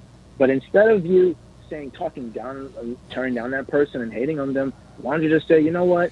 I want to be just like that guy, if not better, without having to tear him down. Yeah, and that's the same thing that the people in the Manosphere need to do. Yep. If you're going to start tearing down people, guess what? It's going to come back and haunt you and bite you in the ass. As long as you start asking yourself, it's like the victim mentality mindset of, why is this happening to me? Say to yourself, what can I learn from this? There you go. Very That's all good. I can say. And if I'm the guy in the gym and I see a guy who's jacked, I'm the guy that will go over and say, hey, dude, what's your regimen? Why do you look like that? I want to know. Unfortunately, Tim Jan, most men don't have, they'd rather tear someone down than to build themselves up. It's true. I think it might be from I guess, fear. Nope, I agree. Of being less than when you approach them. Well, thanks for the call, Jim. John, I Thanks a lot, appreciate Donovan. I don't want to take too much time. Absolutely. Take care. No very problem. very good point. He made some really, really good points. He really, really did. Sometimes people just want to hate. Let us go to Julian in California. Julian in California, you're on Live with Donovan. So what do you think is the cause of the Civil War? Will the Civil War ever end? And if it does, what will cause it to end? Your thoughts? Well, to be honest, if I'm being honest, thank you for having me on your show. And I also want to really quick thank you for my previous call when you and Kevin and the other guys gave me the help on doing push-ups. Okay? Yes, absolutely. Yeah, I remember that. Yeah. With number one, answer number one, I pardon me if this offends you, okay? Pardon me. That's fine. I think it is definitely money. It's definitely money, but also in a previous video, you mentioned how where are the mentors for young men? Because I have principles personally, one of my views is whenever I hear someone ask things like that, I think to myself, have you looked in the mirror recently? Right. Again, pardon me in that. No, it's fine. So for me, it's a moral thing, you know? Okay. But maybe I'm the exception, you know? No. Number two, will the Civil War ever end? No, I don't think so. Okay. And to be honest, I don't think it should. Let me explain. Really? Why. Okay. You know how the people of the Balkans, are pretty much never not fighting. They're always killing each other over something. Right. You know that's why they're still alive to this day? How do you think they survived the Ottoman subjugation, the Soviet Union, Tito of Yugoslavia, all that crap? Yeah. Because they are unfucking relenting. They don't give up. And number three, what will it take to end the Civil War? Big warning. I'm very deeply cynical and skeptical of human goodness. Okay. So I think that the only thing that will end the Civil War is either the real Second American Civil War or, quite frankly, World War III. Okay. But that's just my stuff. Okay, that What makes, do you think? No, listen, I would agree, and it's interesting. I will never if you don't mind me asking, how old are you, Julian? I'm 20. I live in California. And okay. if I'm being honest, I do personally, honestly think, pardon me if it seems rude, but I just think that your generation is kind of out of touch with mine. Oh yeah, of course. You know, of course, yeah. Listen. I don't take any offense to that at all. I didn't know what the term cap meant until my first appearance on Fresh and Fit. I was like, what is this no cap thing? So listen, I don't take offense with the fact that Gen Xers don't understand Gen Zers, man. So you're getting no hate from me on that, man. Okay. Do you agree or whatever? Like, I want to hear your thoughts. Yeah. You know what? I think you're right. And the reason I asked you how old you were is I'm 44. I'm more than twice your age. 9/11 happened when I was 24 years old. And I remember how divided the country was before 9/11. After 9/11, I would say a good year and a half, 2 years after 9/11, we were truly the United States of America. Everyone loved everyone. We were all, God bless the USA. We're going to stand up against this tyranny and this and that and the other. Well, now, almost 2.5 decades later, the United States could not be more divided now. It took a tragedy and the deaths of 3,000 individuals for us to actually act like the United States of America. And so as far as you thinking, hey, there's a Civil War Part 2 or World War III will end the Manosphere Civil War, I think there's definitely some truth to that. I agree. I just feel like it deep down, again, I feel like the haters that you're talking about, it is money. Me personally, it's the moral thing. Like I said, if you're going to say, where are the mentors for young men, please look in the mirror. But Sure. other than that, for those haters, for the other haters, to be honest, it's money for them. Yeah. They're just motivated by fucking money. They're fucking jealous, and they want to do what you do. They don't understand that even John D. Rockefeller, he was born to a wealthy family, but he didn't become fucking more powerful than the United States president just by willing things into existence. And I think this is the problem women have too. Women seem to think that men can just will things into existence. Oh God, no. We gotta work it, man. We gotta work it, brother. Yeah, we gotta fucking work. You gotta work like 10, 20 years. That's all right. More even, sometimes. Julian, thank you very much for calling in, man. I like the energy. Good energy, man. Thanks for calling. You too. Have a nice day, okay? You too, bud. Take care. Yeah, I agree with Julian. I think real world strife is the only real thing that is going to end the Manosphere Civil War. It's got to be the United States Civil War. That's just all there is to it, man. Wow, for a young guy, man, I like it when I like young guys with energy, man. I think it's just the cool, because young guys with energy, they remind me a lot of myself. They really do remind me a lot of myself. So it gives me a little bit of hope out there. Let us go to Chris in Albuquerque. Chris in Albuquerque, what are your thoughts on the Manosphere Civil War? Is it ever going to end? And if so, what's it going to take to end it? But first, answer the question, why do you think there is a Manosphere Civil War? Hey, Donovan. Thank you very much for having me on. Of course. So to answer your first question, why do I think there's a Manosphere Civil War? Mm-hmm. I actually think it's a lot of different reasons. The main reason I would say, and it's not just as simple as to say ego, but I think ego is probably the biggest part of it. Okay. I also think that there's I'm not trying to blow smoke or anything here, but Mm-hmm. you're a really intelligent person. Okay, Rollo's a really intelligent person. Well, thank Kevin you. Samuels. Okay, so our sphere has some pretty sharp-witted, really intelligent guys who know what they're doing, know what they're talking about. Yeah. And I think that a lot of us, we watch you guys and we want to be like you guys, and not everybody, has the same level of intelligence. I'm just taking a stab in the dark, and I would say that you three, I would even include Myron in this. Oh, I think yes. that all of your guys' IQ falls within the gifted range.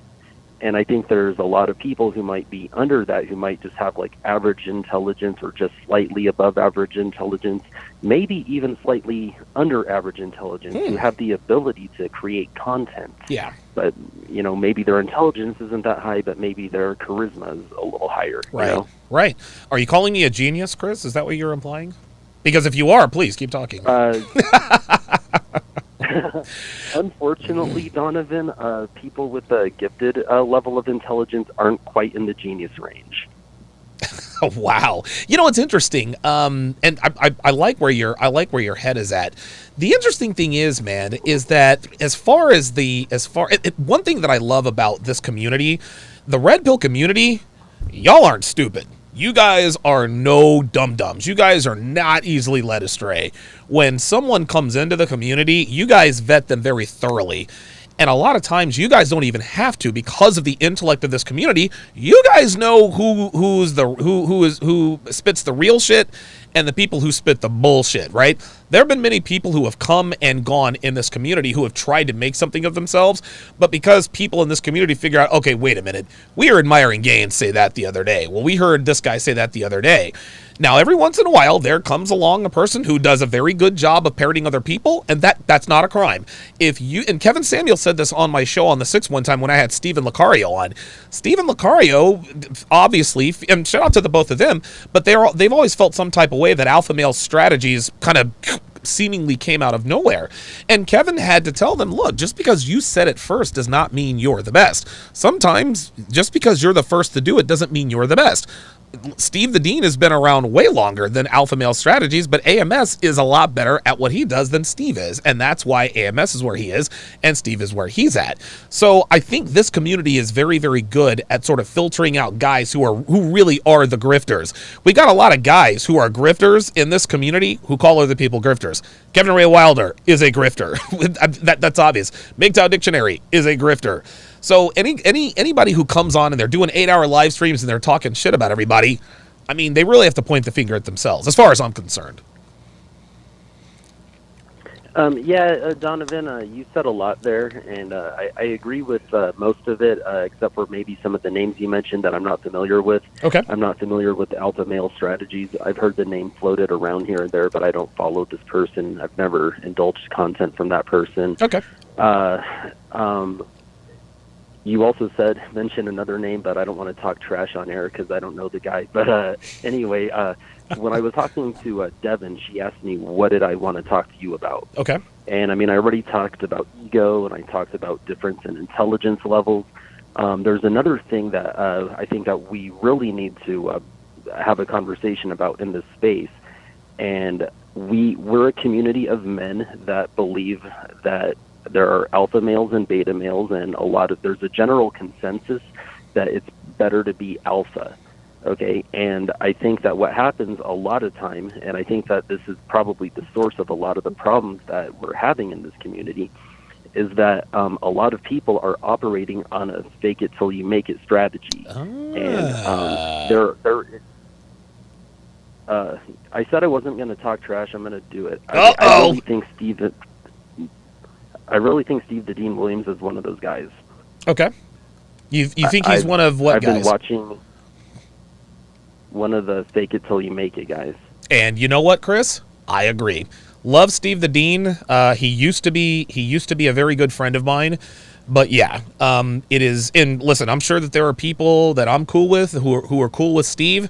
It is my opinion that Steve the Dean is not who he says he is. So I agree with that. Well, I mean, I've been watching you guys since you and Rollo and everybody, the Rule Zero guys, since you guys were all part of the Red Man group. Yeah. Oh wow. So you go way back, huh?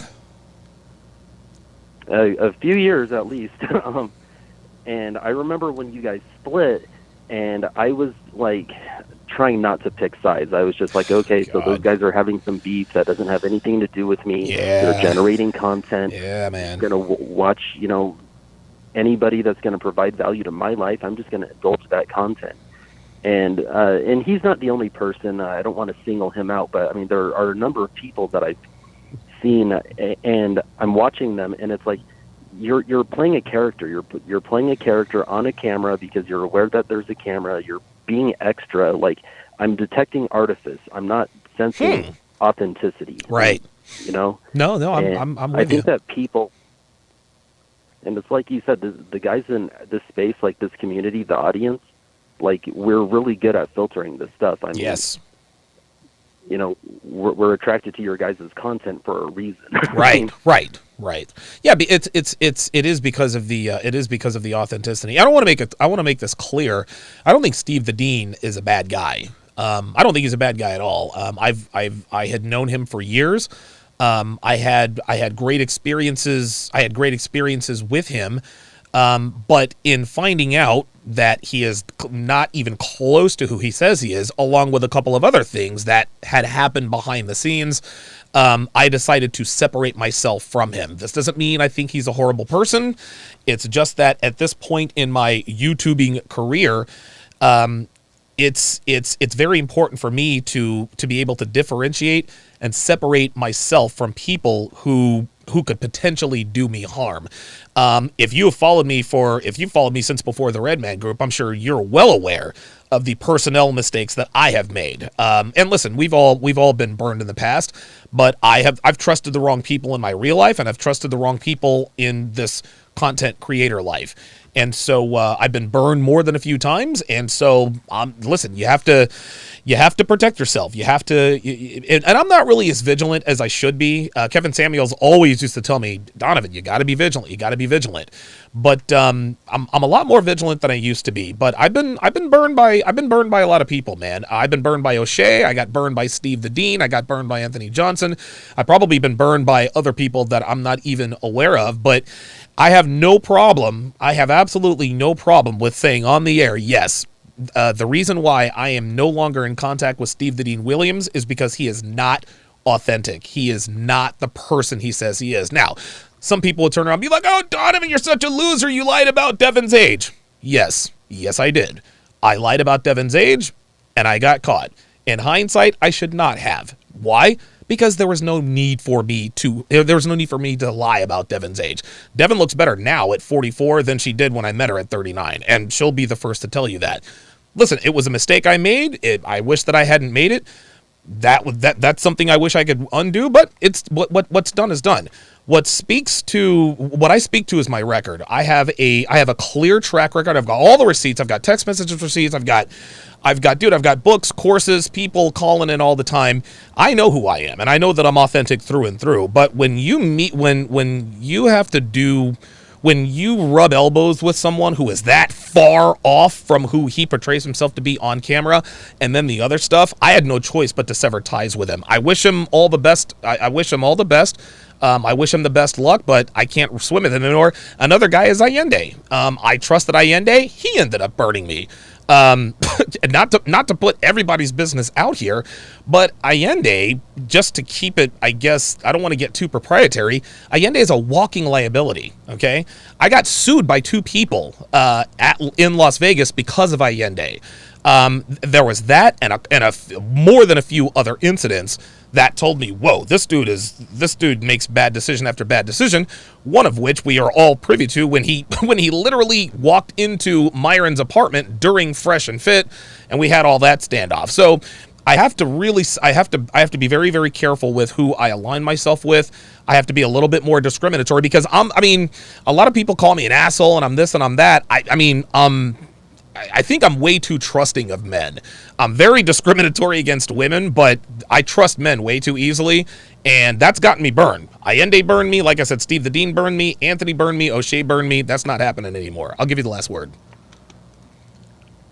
Oh, so first of all, Donovan, I just want to say I really hope I didn't throw any extra logs on the fire and talking trash. I said I wasn't going to, and then I slipped, and I ended up doing it. So, Chris, let me stop you right there. I can promise you that whatever logs you've thrown onto the fire, just given what I've had to, not what I've been through, I've handled adversity. And if somebody wants to say, oh my God, Steve Donovan said this and that, trust me, given what I've been through, he is the least, I'm not worried about him. So don't even sweat it, man. All right, cool. I'd also like to really quick address the people out there operating on the fake it till you make it do it strategy. Then I'd also like to tell you whether or not I think the Civil War is going to end. Okay, and let's do it. I'll let you go if that's cool. Yeah, go ahead, man. Okay, so all right, so I work in a medical field. I don't want to say exactly what industry. Okay. But I can tell you, I've seen people, come through, and people want to get ahead. They want to make a name for themselves, right? I mean, it's normal, it's natural. But what we do in my industry, okay, we can either save lives or we can take lives. Okay, we can jeopardize lives by trying to fake it till you make it. Okay, there are times where there's room for faking it till you make it, and then there's times where there's no room for that because it's a matter of life and death or safe for other people's safety. Right.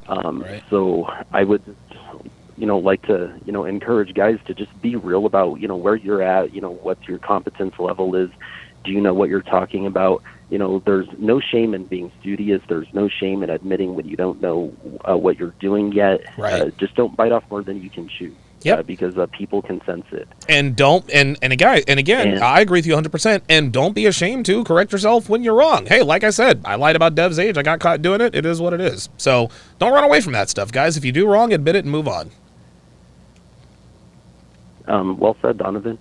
And lastly, just because things like this exist, because there are egos and because there are some people who are, more prone to destruction than to building and things of that nature. I just think that human nature is so flawed, and we're so tribal. I think that we can become stronger, but I don't think that the infighting will ever end. Okay, and I would agree, and I agree with your premise too. It's just human nature.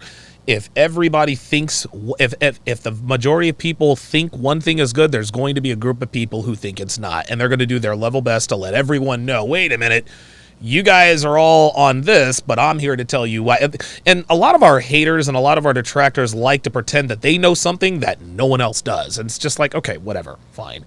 I'll give you the last word, Chris. My last word is just that this was a great call. Thanks for having me on the show, Donovan. Absolutely. Chris in Albuquerque, thank you very much for calling me a genius. You guys heard it here first. Chris in Albuquerque says Donovan is a genius. Maybe not in so many words, but I think we can all read between the lines there, right? Let us go to Awstrike in Maryland. Awstrike in Maryland, what's going on, brother? How you doing? Hey, Donovan. So, shout out to you for surviving so much controversy. Oh, Jesus Christ, man. Still kicking. Oh God, man! I tell you what. You know what? It's funny, man. They say what doesn't kill you makes you stronger, and I'm not all into the cliches, but I am so much just having gone through what I've gone through since I've started this online presence thing. It does give you a lot of confidence. So when things do happen, it doesn't like things that happen don't really faze me anymore. It sort of cratered last year with the whole doxing situation. There's nothing else that I could encounter that could even come close to that. So whatever comes my way, I know I'll be more than adept at handling it for sure. So I appreciate that. Amen. So yeah, I have no problem when members of the sphere disagree on some points, because part of the scientific method is to challenge the facts to see which of them still stand after rigorous scrutiny. Okay. In fact, I wish people were even more outspoken when they have disagreements. Yeah. Because at times it can sound a bit like an echo chamber in here. Yep. But when you're insecure about your own knowledge, wisdom, and beliefs, then when someone shares a contradictory belief, you might be tempted to counterattack their character, reputation, and intention. There you go. And if you do that, you better know that what you're exposing about them is a fact. Because if not, you're only going to expose yourself as a hater or a clout chaser. That's exactly right. That is exactly right, man. Yeah. Not only are you exposing yourself as a hater or a clout chaser, you are exposing yourself to litigation. I'll just leave it at that. It's so funny. There are so many people in the other guy's camp. My assistant Heather will tell me sometimes, they're like, dude, nobody over there thinks that you're actually. I'm like, that's fine. Let them think that. Let them think that. I'm not a quick reactionary person. I didn't see the documentary. Oh my God, I have to do. Nope. I collected my information. I'm still collecting information, hired a private investigator, hired 2 different law firms, and I'm going to make sure things are airtight. That way, when the hammer does come down, there's no loopholes to get out of it. And so, yeah, I mean, listen, if they want to use nothing happening as a false sense of security, by all means. Nope, I am not doing anything. Nope. I sincerely hope that he really has bought into that. Because when the hammer comes down, and it most certainly will, I want it to have all the shock and awe you can handle. I'll give you the last word. Yep. Yeah, another log for the fire. Yeah. Let me just say that. So I liked what you said about 9/11, and it's true that we tend to infight when there's no common external enemy to occupy our attention. Yes. But it seems to me that most of the quality successful creators are on one side of this battle. So that tells me there's several haters and clout chasers on the other side. There you go. There you go. It's funny, Ostrike, is one thing that I have noticed is that there is a common denominator with all of our haters. Our haters don't offer solutions. They really don't. They talk about offering solutions. They say, here's the problem and here's what possibly needs to be done. But the vast majority of our haters do not offer solutions. All they do is, women ain't shit. The grifters of the Manosphere are exploiting your pain for money. That's it. They don't offer any solutions themselves. They don't tell you how to do anything, how to build a quality woman from the ground up, how to master the game, Womanese 101, how to decipher what she says versus what she means. I don't see any how-to videos on the other side except for how to try to mass flag somebody's channel. So yeah, you're right. The common denominator, as far as I'm concerned, is that they don't offer solutions. Which, I mean, and it's not hard to figure out why. It's because they don't have solutions. Kevin, dude, I know 100 Kevins now. Kevin Savo just put out a video on his channel, and it was weird. And he's 100% right as far as intent. If you're the type of guy who's just putting out videos that appeal to haters, at some point somebody's going to wake up and be like, well, wait a minute, no one's really taking this guy seriously. You know what I mean? Yeah, I mean, if the only value you have to offer is exposing charlatans, and then, people can see they're not even charlatans, what value do you have to offer? Yep, there you go. Osterreich in Maryland, thanks for calling the show, man. I appreciate it. Thanks. Appreciate that very, very much. Ostrike in Maryland, Daily Caller. Man, the callers, I swear to God, man, you guys are getting better and better every day. I love talking to you guys, man. This is one of my favorite things to do. Let us go to John in New York. John in New York, you're on Live at Donovan. So what are your thoughts on the Civil War? Why is there a Civil War? Will it ever end? And if so, what's going to end it? Hey, Donovan. Great to talk to you, man. Thanks, you too, man. So, can you hear me okay? I sure can. Excellent. So I think, number one, the Civil War, we have to be honest about what online stuff is. Okay. Right? Okay. And this is a mostly online thing. And all of my experiences with just men in general from all walks of life, they tend to get along much better in person when they're actually doing stuff. Absolutely. Than when we're online. And if anybody is watching this show is a fan of sports, you'll God. Recognize that men also love to argue. Yep. Even when they agree on the 99%, they'll find the 1%, Yep. zero in on it, and argue about that. Right. It's stupid, and it's one of the dumb things that we men like to do, but Yeah. it's also nice, right? Yes. It's the purse of men. Right. Right? It's our shoe shopping. We There just you like go. to go online. That's great. Sorry. I love that. Listen, that's a great analogy. It's our shoe shopping. That's perfect. And it's okay to indulge in it. But we have to always have it within the context of what it is, and understand that for the people who have channels, it's beneficial to have an exciting discussion, yes, a hyperbolic version of your points, right, and then for the person who disagrees to clip the hyperbolic version and agree with that, rather than have an intelligent philosophical discussion about it. And for the people who are in the comments section, not everybody, of course. Sure. But a lot of them, they take too much self-esteem from winning an argument online. Yes. Right? Yes. So in that context, the Civil War will never end. But on the flip side, right, when people are having a war, it's because they're desperate and they feel there's something to lose. Now, the socio-political context, we can talk about how they're sent to those wars, but that's not what it's about. Right. But when you see a bunch of people sitting around the table, smoking cigars, drinking quality spirits, and smiling, it's because they had something to gain. That's right. And this is why men get along so well when they're doing great things, because when you become obsessed with your greatness, when you become obsessed with getting certain results, you bond over what works. And I think even within the Civil War, so to speak, in that context, if we had like some stupid convention where every single content creator got together and was just like, hey man, I know we went through our stuff online, but good to see you in person, how you doing? Absolutely. People would get along, you know what I'm saying? Like Yep. people would get along much better. Yes. So just keep it in context. And I think for the people who get so hyped up in this drama, I'm sorry to ramble on you. No, keep going. You're good. This is good. It's my answer. If you find yourself so enticed by this drama, just check in and see is this Real Housewives of the Manosphere you guys are looking at? There you go. Or you really checked in with how this stuff is affecting you, right? Whether or not you're truly concerned for other human beings. You know what I'm saying? What your greatness is all about. Not the lecture, but when this kind of drama goes down and I'm really trying to get stuff done, I don't care, man, and nobody else should either. Right. Unless you're personally involved. You're absolutely right, John. That's my as short as I could make it answer on that. Let me ask you this, John, before I let you go. What do you do you think the Civil War? So you think the Manosphere Civil War will never end? In a perfect world, what do you think could possibly end the Manosphere Civil War, or is that just not something that's possible at this point?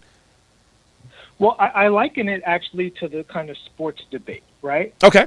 Ideally, Stephen A. Smith and I'll pick a J.J. Redick will never agree on TV. No. But because that's entertainment, that's bonding, male bonding, again, us being stupid, having our fun. Yeah, right. But when it comes down time to like making money, carving out a living, your real values, that we agree and get along with those things. It's not about ending the Civil War.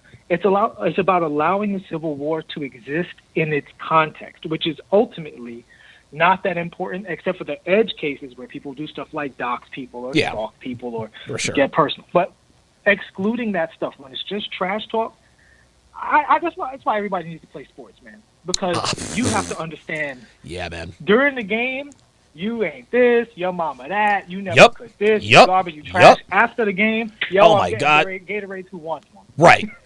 And you see it, listen, you see it in both MMA and in boxing.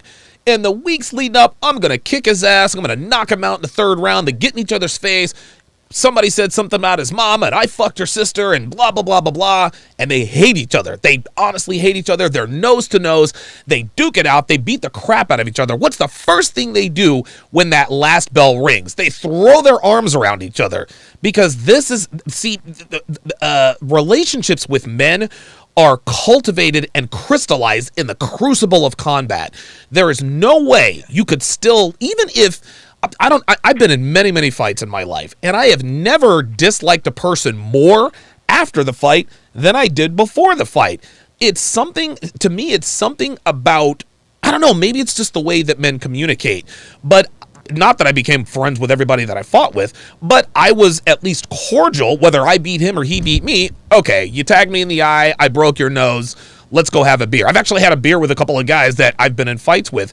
Something about physical combat is just the way we as men think. That's how we argue with one another. We beat the shit out of each other, and at the end of the day, if we both live, we say, you know what? Whatever we were fighting about probably wasn't that important anyway. You've got a good right hook. I've got a good left uppercut. Let's respect each other, agree to disagree, and move on with life. I'll give you the last word, John. Yeah, well, I think you said a great thing there, because it's not about necessarily wanting the Civil War to end, right? But about integrating that into our identity as men, as it already is. Okay. Right? This is what we grow from. This is what we enjoy. We simulate war so that when real wars happen, we can trust each other. Huh. Wow. So, you know what I'm saying? Yeah. So it's not about ending this thing and having some illusion of peace, because to us, peace is terrifying in the sense that it can mean stagnation and a lack of development. Wow. Most great technology happens during wartime. Yeah. Right? Yeah. So we simulate war. That's what sports is. It's a simulation of war. Yeah. Right? It's Yeah. chess, but with real people. Why do we do that? So we have a reason to get faster and stronger and compete and so on and To so forth. stay on If edge, The entire to- man is, Yeah. exactly. No, go ahead. Did you want to say something? No, I was gonna piggyback off what you said. If the entire manosphere were all kumbaya, I don't think the information would be as good. Not that I'm sitting here saying that the Civil War is a good thing, but I agree. If a man does not put himself in and I was talking about this with Ed Lattimore on his Instagram Live earlier. If a man doesn't put himself in uncomfortable physical situations, like I don't know if you've ever rolled around on a jiu-jitsu mat. Jiu-jitsu's hard. And there's something about like your left elbow is about to snap, but you've got his ankle, and you're thinking to yourself, dude, if I can get under his right foot, it's game over. I'm not thinking about apple pie. I'm not thinking about my girlfriend's ass. I'm thinking, how can I get up under this dude's right foot so I can go ahead and win this match? The hairs on the back of your neck stand up. Your the nervous system in your spine, everything lines up for that one singular focus. And then when it's all over, when he taps out, when you tap out, or when the last bell rings, you can finally relax. But what you've done is you've built up those nerves of steel. And I think a lot of guys, I mean, look, we live in a very posh society. Things are almost too easy for us. And so when things are this easy, it's almost like we want to go looking for a fight, because that's just the man thing to do. Donovan, I couldn't agree more. And for that reason, I think there are two important things. Number one, men need to retain the ability to be able to fight and compete without mistaking sports for war. Okay. Wow, that's very good. You know what Yep. And number two, the real thing is, are you okay? And I mean that for everybody involved, the people competing, the people watching, the people arguing about who's better, who's not. You never want somebody spending their last dollar on the pay-per-view event. No, right? No, of course not. If you can't afford your house at home, don't worry about the pay-per-view. Get back to real life. Right. I'm with you. You know what I'm saying? Yep. And I think emotionally, especially with the internet's still a brand new thing to us. We're still evolving with this. Yeah. People need to check in when they get involved in this theater about what does this mean too much to you? Like, is this really what you're hyped about? Or are you hyped about the fact that you're not sure about that job or that girl, or you're not happy with your body, you're not happy with your friends? Sure. You know what I'm saying? Like, because that's what people are bringing to the comment section.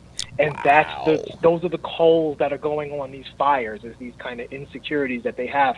I'll leave it at this, the whole point of the Manosphere, the whole point of the Red Pill is to give men the tools to improve their situation. Right. So if you're using this drama to allow your situation to be more obsessed with online fights and that kind of thing, you're doing it wrong, whether you're correct or incorrect. It doesn't matter whether or not the Cowboys are actually trash or not. They are. They are. But they are. We can do. Everybody knows that they are. But if that's more important than your life, then it doesn't matter if you win that argument about the Cowboys. What matters is that you get your stuff together. And the same thing here with the Civil War. It doesn't really matter who's right or who's wrong unless you're personally involved and someone's actually going to get hurt. There you go. Ultimately, what matters is, are you having fun with this, or are you too invested in this online drama and you need to get your stuff together? Let me ask you something, John, before I let you go, because I know a lot of people are probably going to think, they're probably going to ask, okay, John, what do you mean by check-in? I think I know what you mean by check-in. Like if shit gets too real, you have to check in. In other words, check yourself mentally. Okay, why am I really here? Is that what you mean? Or in your own words, what do you mean by check-in? Oh, that's exactly it, man. Marcus Aurelius, man. Meditation. There you go. You there have you go. to, at some point, sit down and get an inventory of everything you've done during the day and why you did it. You don't have to do it every day, but at least ideally once a week you go, how did I perform this week, not just physically, but emotionally, according to my values? Wow. Was I nastier than I need to be? Right. Was I pettier than I need to be? You know what I'm saying? Was I more involved in this online drama than I need to be? Right. And we're all humans. It's okay to be like, you know what? Sure. I'm going to give myself a whole 3 hours a week to laugh at Donovan. Ha ha, you got caught. Ha ha, ha ha. Right. I got 2 more. Ha ha. Right? I got like 6, 7 ha's on you. Right. And then go back to your life, because you don't mean it at the end of the day. Sure. You know, and that's what I mean by check-in is, always having a balance, because the individual, and this is the one thing, people only like to hold content creators accountable, but everybody in this that's a man is a man. Donovan is not superior, and he can't be held to a superior standard. That's right. For Rolo, there you go, or whoever, they're all just men. And as a man, even if you're in the comment section, even if you're younger, whatever it is, beta, alpha, whatever you consider yourself, right? You are responsible for what you contribute. And when we have an intelligent, measured comment section, that contributes. That changes things. Yes, it does. Because the creators are always going to respond to that. And again, it doesn't mean we can't have fun. I brought up a lot of ways that we have a bunch of silly fun. It's all good, man. Sure. Have fun with these, little quote-unquote civil wars. But hold yourself to a standard. Don't just have the standard for the people on screen to be perfect, and when they're not perfect, you jump up and be like, I caught you not being perfect. There you go. Because they know that people aren't perfect. That's one thing that's one thing that haters have an advantage. Haters, like a guy like me, I can never ever be wrong, because if I'm wrong, somebody points that out. Haters can be wrong all the time. They only have to be right once. Ha ha, Donovan got caught in a lie. I knew he was a complete fraud, even though he's written 200 articles, 11 books, and has 12 courses, and people around the world, he's changed their lives. John, listen, man, this is probably one of the best calls I've ever had, man. Thanks for chiming in, buddy. Great talking to you, brother. Have a good one. All right, man. Absolutely. John in New York, man, dropping the knowledge. We got Nas in Minnesota and Hellfong in Illinois coming up next. That was a really, really good call, and he said a lot there that I want to address here quickly. Number one, I totally agree, and I've said this before. Sometimes this is a business, okay? In this business, if you want eyeballs, you have to be both. You have to be entertaining, educational, or both. Now, if you're only entertaining and not educational, you can build an audience. But if you're only educational but not entertaining, you'll never build an audience, right? Why do you think kids hate going to school? Because it's not really entertaining. But if you are educational and entertaining, we call it edutainment or edutainment or intercation. That's when your brand can shoot up into the stratosphere. Migrant and Fresh, highly entertaining, very educational. Kevin Samuels, highly entertaining, very educational. I like to think that I'm educational and entertaining, which is why I have the following that I have. Another thing he said is when haters come, like when the big time haters come after me, you guys know who they all are. The only time they attack my argument is when they're trying to overcomplicate it to make themselves look smart. Guys like Kevin Ray Wilder, what he likes to do is he likes to he likes to take somebody's argument and he likes to redefine everything so that it fits his narrative. Kevin likes to overcomplicate things to make him sound like he's the only one with the antidote, rather. And even though sexual relations can be complex at times, but it's really not. It's actually very simple. Why do you think some of our staunchest detractors always tell us, Donovan, you and Myron and Kevin say the same things over and over again? Yeah, we say the same things over and over again in different ways because it's really quite simple. Masculine men like feminine women like masculine men. That's really what the basis of the message is. So most of my detractors, my hugest detractor, doesn't really talk about my content at all. All he does is talk about my old fat wife, who is not my wife. Donovan's wife is old and fat. Donovan said this. Donovan has a criminal record. Okay, if you think my girlfriend is old and fat, that's fine. That's your opinion. But did I lie? Am I not telling the truth? Are the things that I talk about on my podcast, are they not true? Of course they are. Of course they're true. That's why people follow me. But my biggest detractor doesn't want people to follow me. So rather than saying, Donovan Sharp said this and that and the other, so you shouldn't trust him, just look at my track record, right? And the people that actually bought into that bullshit, they're the ones that end up losing. And do you think that guy gives a shit about the people who have unfollowed me or stopped supporting me? Do you think he gives a damn about them afterwards? No. All he cares is that he damaged me. That's fine. That's perfectly fine. Also, guys, when you meet men up close and personal, a lot of that animosity can go away. Myself and Tommy Sotomayor, I'd never met Tommy Sotomayor, ever. He and I had a little bit of a falling out because I wanted him to speak at the first CME. We couldn't come to an agreement on the contract terms, so I decided to pull out. Well, there was a miscommunication on Tommy's side, and he thought that I just ghosted him. That clearly was not the case. He went on and ranted, blah, blah, blah, blah, blah. The very first time I saw Tommy Sotomayor was in the lobby of the hotel I was staying at Miami. I walked right up to him and shook his hand.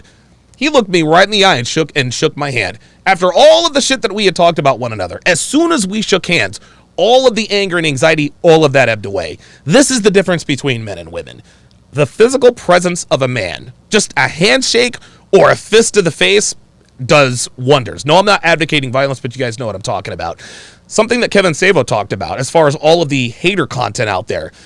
What those guys all have in common is that they need a boogeyman. Okay? If you're a content creator who does nothing but talk shit about other people, you need a boogeyman. And if you need a boogeyman, you're not a content creator. Now, people can say, well, Siskel and Ebert, you guys probably don't realize who those guys are. Those are big-time movie critics. Well, their stuff stands on their own merit.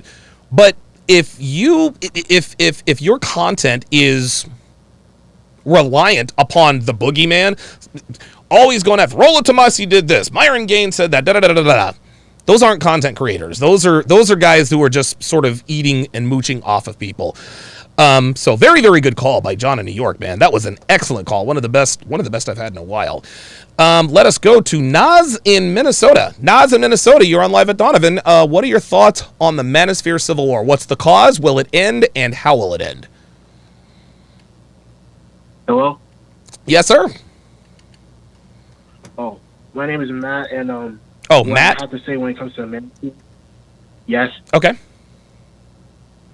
What I have to say when it comes to the Manosphere, this stuff's about to go overboard because too many people are doxing each other. Too many people are being real too effeminate instead of going back to the whole teaching men how to be good with their finances, stuff like that. We out here still talking about this who did this in his past, this in his past.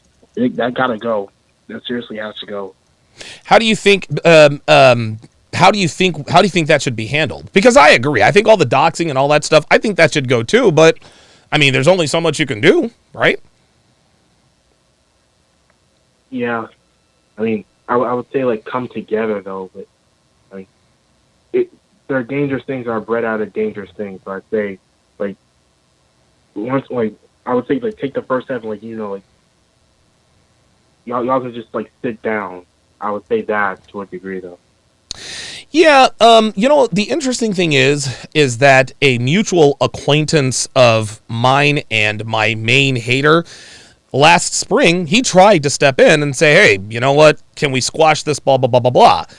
My hater told him, all right, I'll think about it. I told the guy trying to squash things, I was like, dude, he's not going to stop. He's not going to stop. And the reason he's not going to stop is because I exist. So I agree with you. The best thing to do is to sit down and talk it out. But I'm not going to, and I'm willing to sit down and talk anything out. I'll bury the hatchet with anybody. Like I've said on the air before, look, man, at some point, maybe I will bury the hatchet with O'Shea. Maybe I will bury the hatchet with Steve the Dean Williams.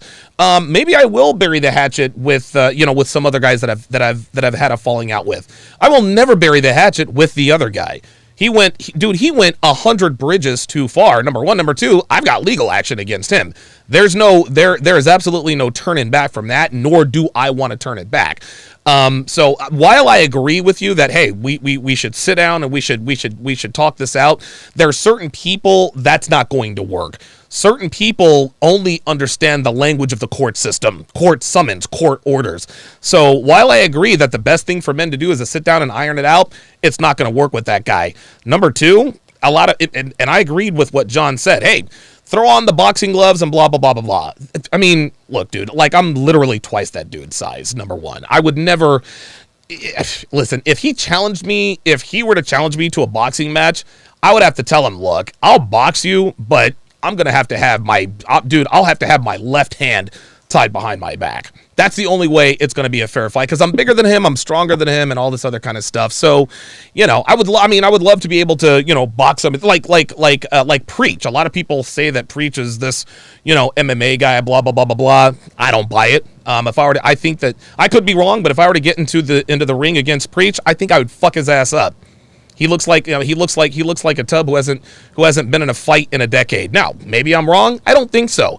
But I could never be in a boxing match with the other guy unless there was some sort of stipulation like I've got to have my left hand. Because if I hit him with a left hand, cleanly, I'd probably give him a concussion. I'll give you the last word, Matt. That would be cool to see a boxing match, though. But in this space, you got to tell men to make up their minds. Either you go with the past and like run around there, or you gotta go with the future and like legitimately help men. Because there's actually another thing I want to talk about. It's called like mental health. Like you gotta start talking about mental health on this channel because in the black community, it's like to this day we're still losing our minds. And that goes for all men too. Yeah, we're all losing our minds to some varying degree. And it's fucking everybody up. It is. Unfortunately, Matt, the black community doesn't claim me as one of their own. So if somebody's going to talk about mental illness in the black community, that's going to have to be Kevin Samuels because the black community didn't listen to me. But I appreciate the sentiment. Matt in Minnesota, I appreciate you calling. I appreciate the candor. Let us go to Helfong in Illinois. What's going on, brother? How you doing, man? I'm doing good, man. I'm doing good. How are you, sir? Doing good. Doing real good, man. Getting ready for the CME. Awesome. And then, you know what? And full disclosure, personally, if there was a fight between you and Preach, you look like you got a left like a fallen safe. I'm pretty sure that you got this one easily. But I had to call in because there is so much eerie familiarity to all the stuff you're talking about because in my world, I did endure a civil war. Oh, okay. And there is similarities here that are just I cannot deny. Okay. As I mentioned before to you in the past, I used to co-own an independent wrestling promotion. And there's just well, to put it plainly, there were tons of different wrestling promotions, and everybody wanted to be the top dog. And that's why I think this is one of the causes of why there's a civil war. Is that everybody's trying to gun for superiority. Yes, the money plays a part, but it is that the money is a byproduct of that superiority. Yeah. And it's just they went through a lot of lengths, just like you've been talking about. They've exposed company secrets or sabotage shows. Mm-hmm. There was always some sort of act being done against each other in the Chicagoland indie scene. Yeah, I agree with you, man. And I'll also tell you this, Hellfong. This is why I think this Manosphere civil war is happening. It is because of the money. And like what some of these people don't realize is that the pie is big enough for everybody. It's big enough for everybody. But I'll tell you this, the reason why the other guy with that other convention has gone so hard at me is because he doesn't have a curveball. And I don't know if you guys don't understand what it means. He doesn't have a changeup, right? All he has is the convention. I have the CME, I've got my Womanese courses, I'm a multifaceted guy. I've written articles, I've got books, courses, I've got 100 different ways that I can make money doing this, and I do.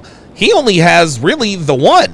He's got the convention, that's going away, and then there's his YouTube channel, I don't want to give anything away, but he's not going to have that for too much longer either. And so when people go hard at you like that instead of competing, and at some point I had to understand, Hellfong, why does this guy not want to compete? And a buddy of mine says, well, Donovan, maybe he can't compete. Maybe he doesn't really know how to improve his product, so he's got to tear down yours. So it's definitely the money for him. I'll give you the last word on this, man. Well, I mean, the one thing that separates you from, obviously, your competitor in this situation, not going to give him any clout, but you endure and outlast, you out-hustle, you promote, and in the same variance that my company did. We didn't care about the haters. We didn't care about the detractors. We didn't care about the people who were against us. We focused on what we were doing, right, just like you are. Yeah. And by doing such, that's what's going to make you endure and outlast these people. And I think in a nutshell, I mean, will the Civil War ever eventually end? Probably not. I mean, there's that saying that goes that you may have won the battle, but you didn't win the war. Right. I think the battle is just going to go ahead and temper down until the next, up and coming or up and rising or up and hater that's going to come up and about and is going to do this. But I mean, as long as you are staying on your purpose, man, and being that guiding light for all of us, that's all that matters. And then you just focus and power through, and trust me, like it happened in the wrestling companies around me, they all die off, they all end off, and they end up like disappearing. But you're going to be the one who's going to be standing above and looking down and knowing that you are the one who basically made that possible because you stayed on your purpose and stayed standing tall and stoic and focusing and basically running through everybody. Hellfong in Illinois, thanks for chiming in, man. Well said. Thank you, sir. Absolutely. Yeah, listen, all of the callers are on point. I'm going to go to Tom in Wisconsin next. Yeah, sometimes guys can't compete. Sometimes they really do have to stoop to these tactics.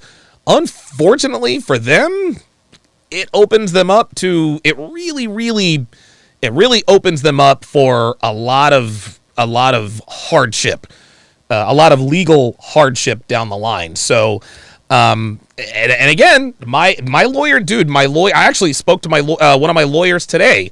We've got private investigators and all that other kind of stuff. I'm not going to go too far into that, but things have reached a boiling point. Things have reached desperation levels.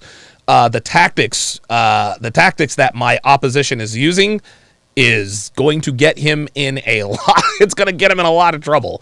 So, and he has nobody to blame but himself, but it is what it is. Shout out to CigarMan85 with the $20 super chat. Hang on a second. There we go. I give $20 super chats Don DeMarco's. I'm not like Fresh and Fit where they can only give Don DeMarco's to $100 super chats and up. Anyway, CigarMan85 says the reason there is a civil war among men is because they are still trying to get the approval from the opposite sex. Some believe by attacking the RP community they will become attractive. Hashtag look at me. I am not them. Yeah, hashtag Kevin Ray Wilder. Kevin Ray Wilder thinks that coming after us is going to get him pussy. Guste Janis was one that he caped up for Guste, and he's not going to sniff her vagina. I actually had to end up blocking her on Instagram because she made this video talking about, I know you love me, Donovan, but blah blah blah blah blah. And before I get to Tom in Wisconsin, this just goes to show, and we talk about this all the time.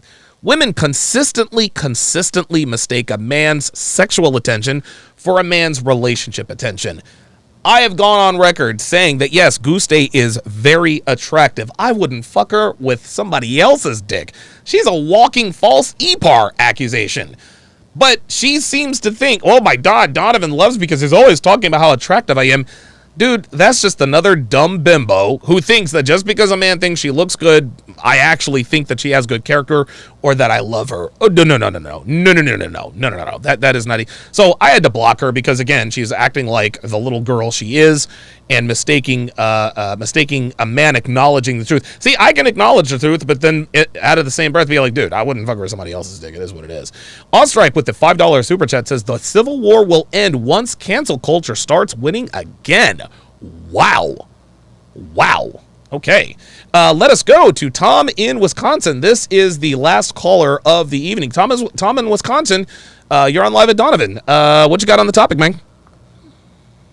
Well, I just tuned in towards the end here, but your question was quite provocative. And the way I view all this in terms of the conflict amongst men over the Manosphere, or who's in charge of the Manosphere, who's the leader of the Manosphere, it boils down to principles and standards. Okay. And I've listened to the whole spectrum, all the way from Undead Chronic and Hammerhand to the guy that you're referring to, which I out of respect I won't mention his name because you won't say his name.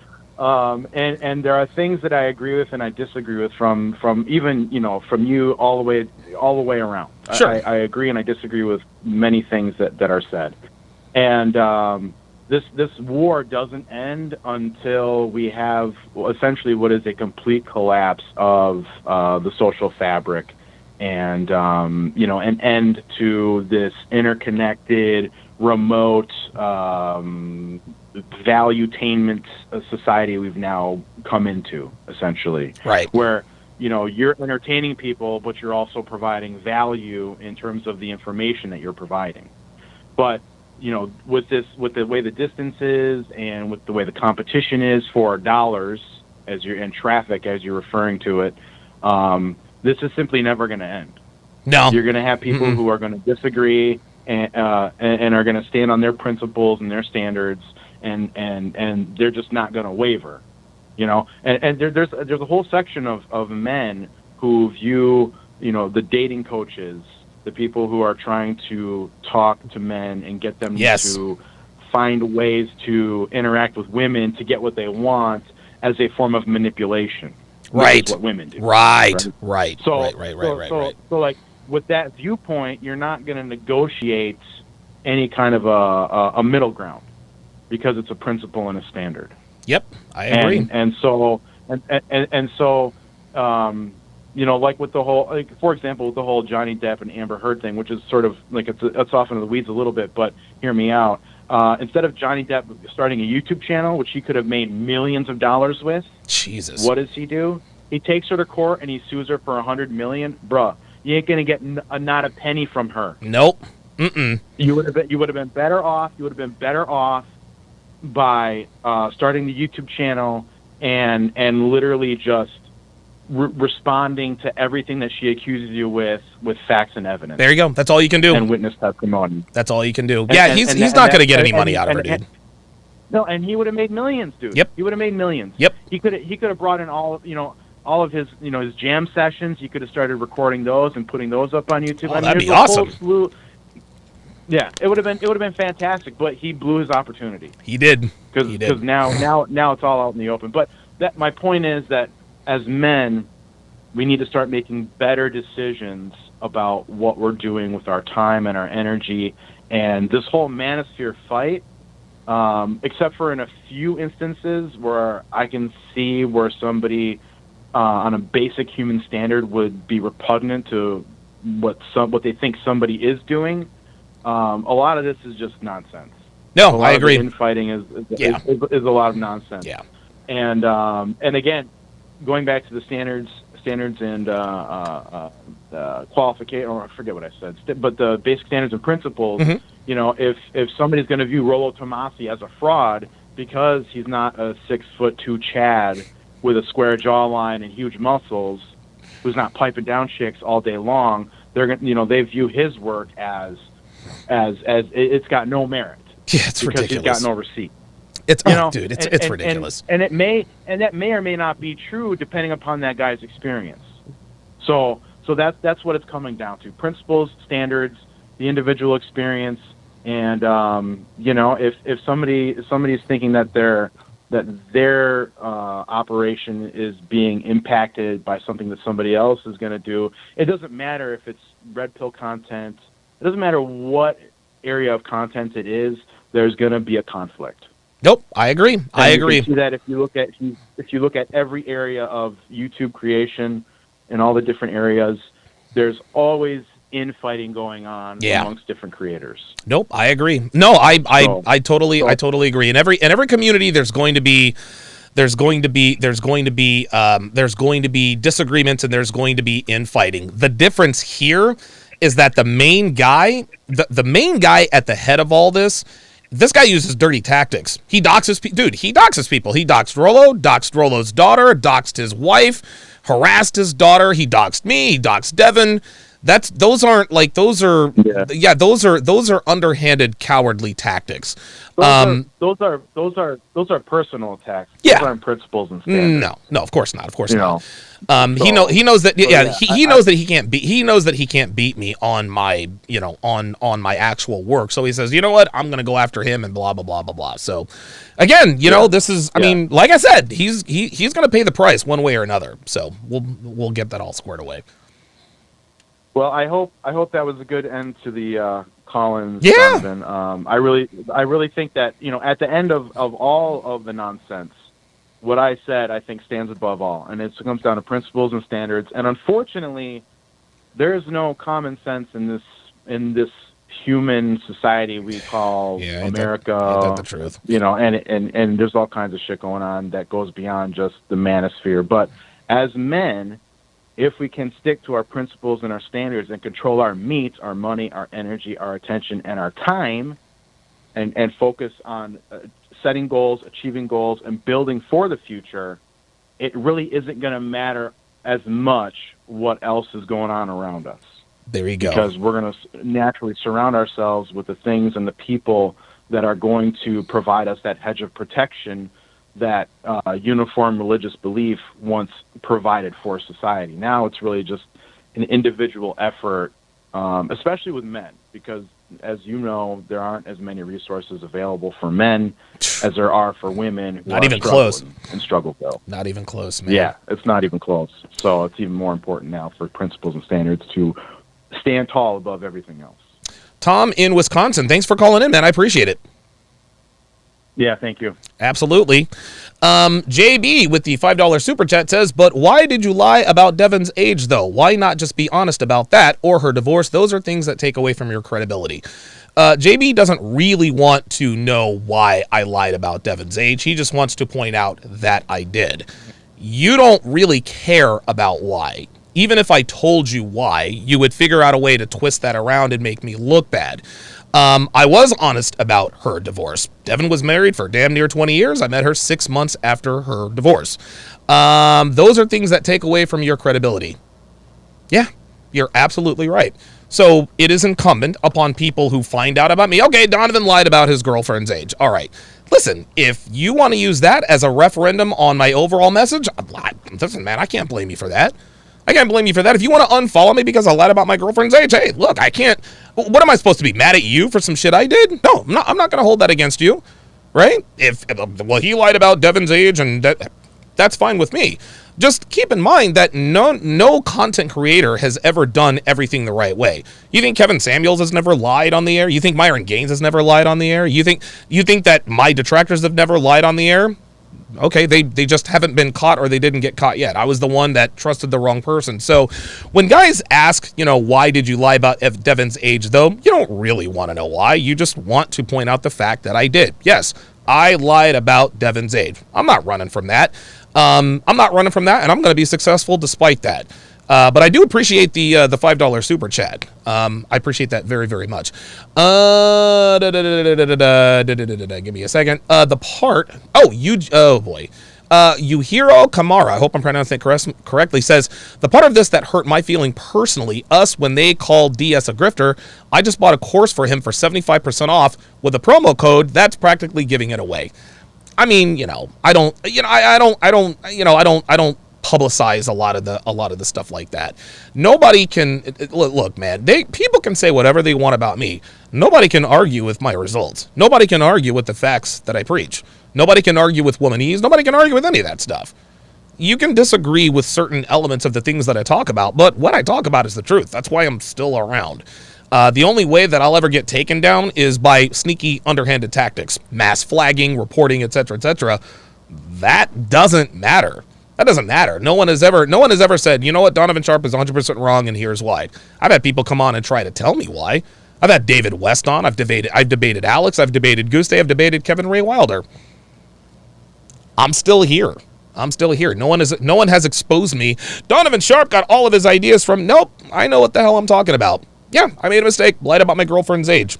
If that's the reason why you want to unfollow me, I'm not going to hold that against you. That's a mistake that I made. I own it. I'm going to move on. I'm not going to sit here and run from it.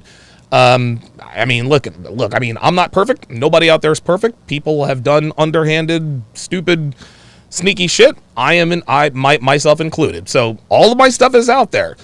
You can take the overall picture. If me lying about my girlfriend's age is the reason why you don't want to follow me, I can't hold that against you. That's a mistake I made, and a mistake that I will pay for by myself. But I do know one thing about JB. I know he would fuck Devin if he had the chance. I know he would. The Red Pill Breakdowns are coming up next.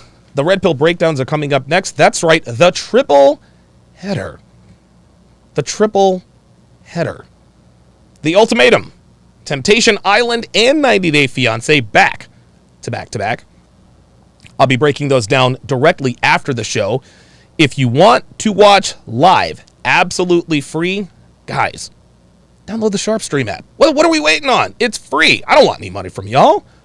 I don't want any money from any of y'all. I'm not. You know what? I'm not gonna grift today. I'm gonna go easy on the grifting.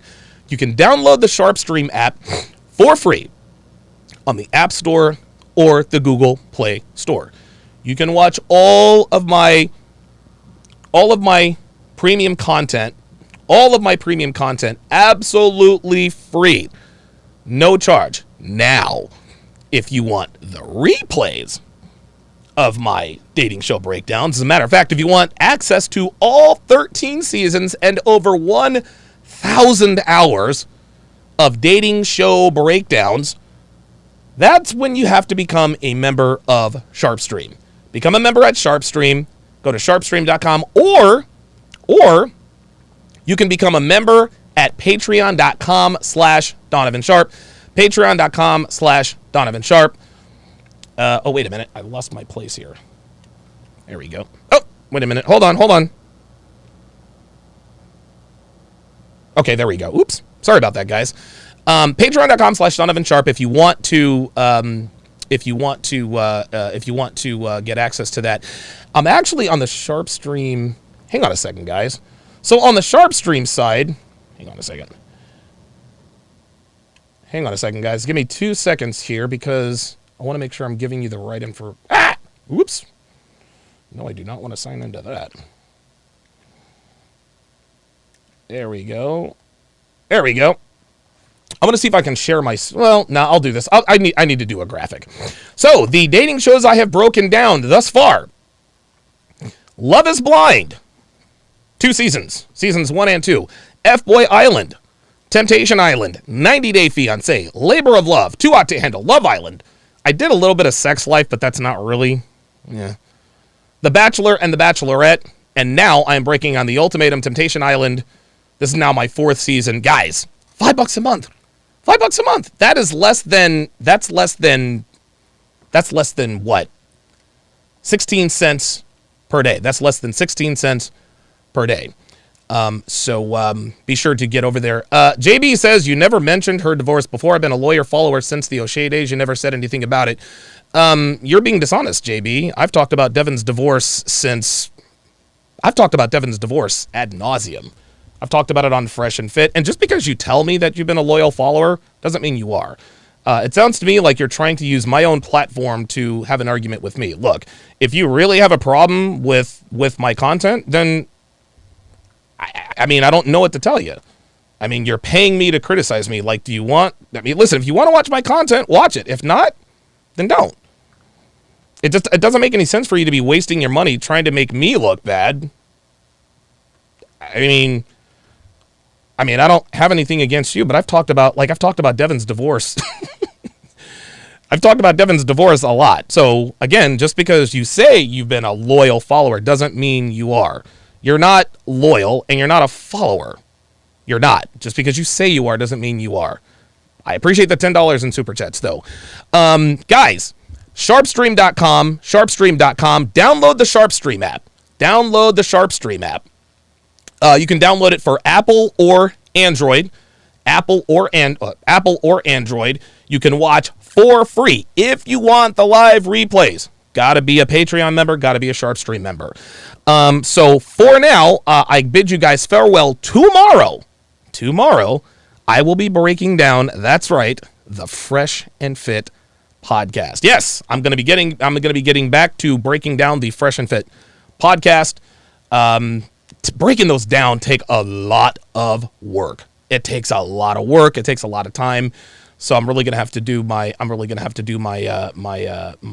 research on that one.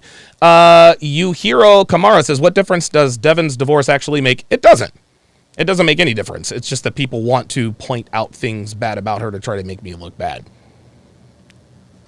I mean, whatever. It's not gonna hurt my bottom line. But I appreciate listen, JB wants to pay me $10 to argue. Hey,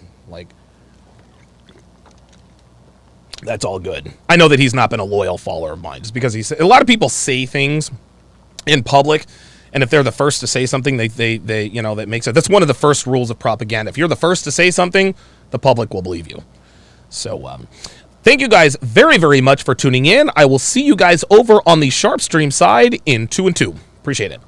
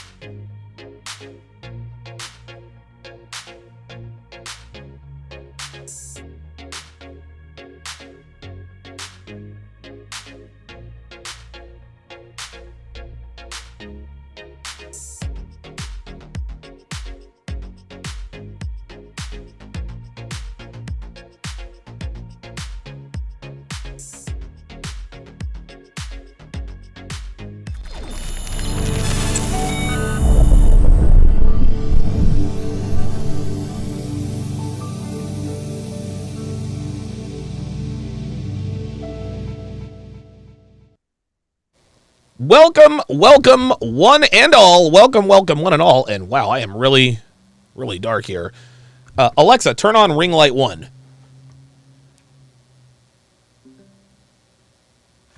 Yeah, that makes a little bit more of a difference. Maybe I'll up the exposure, but you guys aren't looking to see my ugly mug. Welcome, one and all, to the triple header. Sorry, I missed something. Alexa, stop. Shut up. Jesus, just like a woman. Welcome to the triple header, Temptation Island, The Ultimatum, and what was the last one? 90 Day Fiancé. 90 Day Fiancé. We're going to start things off with The Ultimatum, and we are going to go from there in no particular order. And with that, I bid farewell to my... my my D-Live audience. I appreciate you coming on. Farewell to my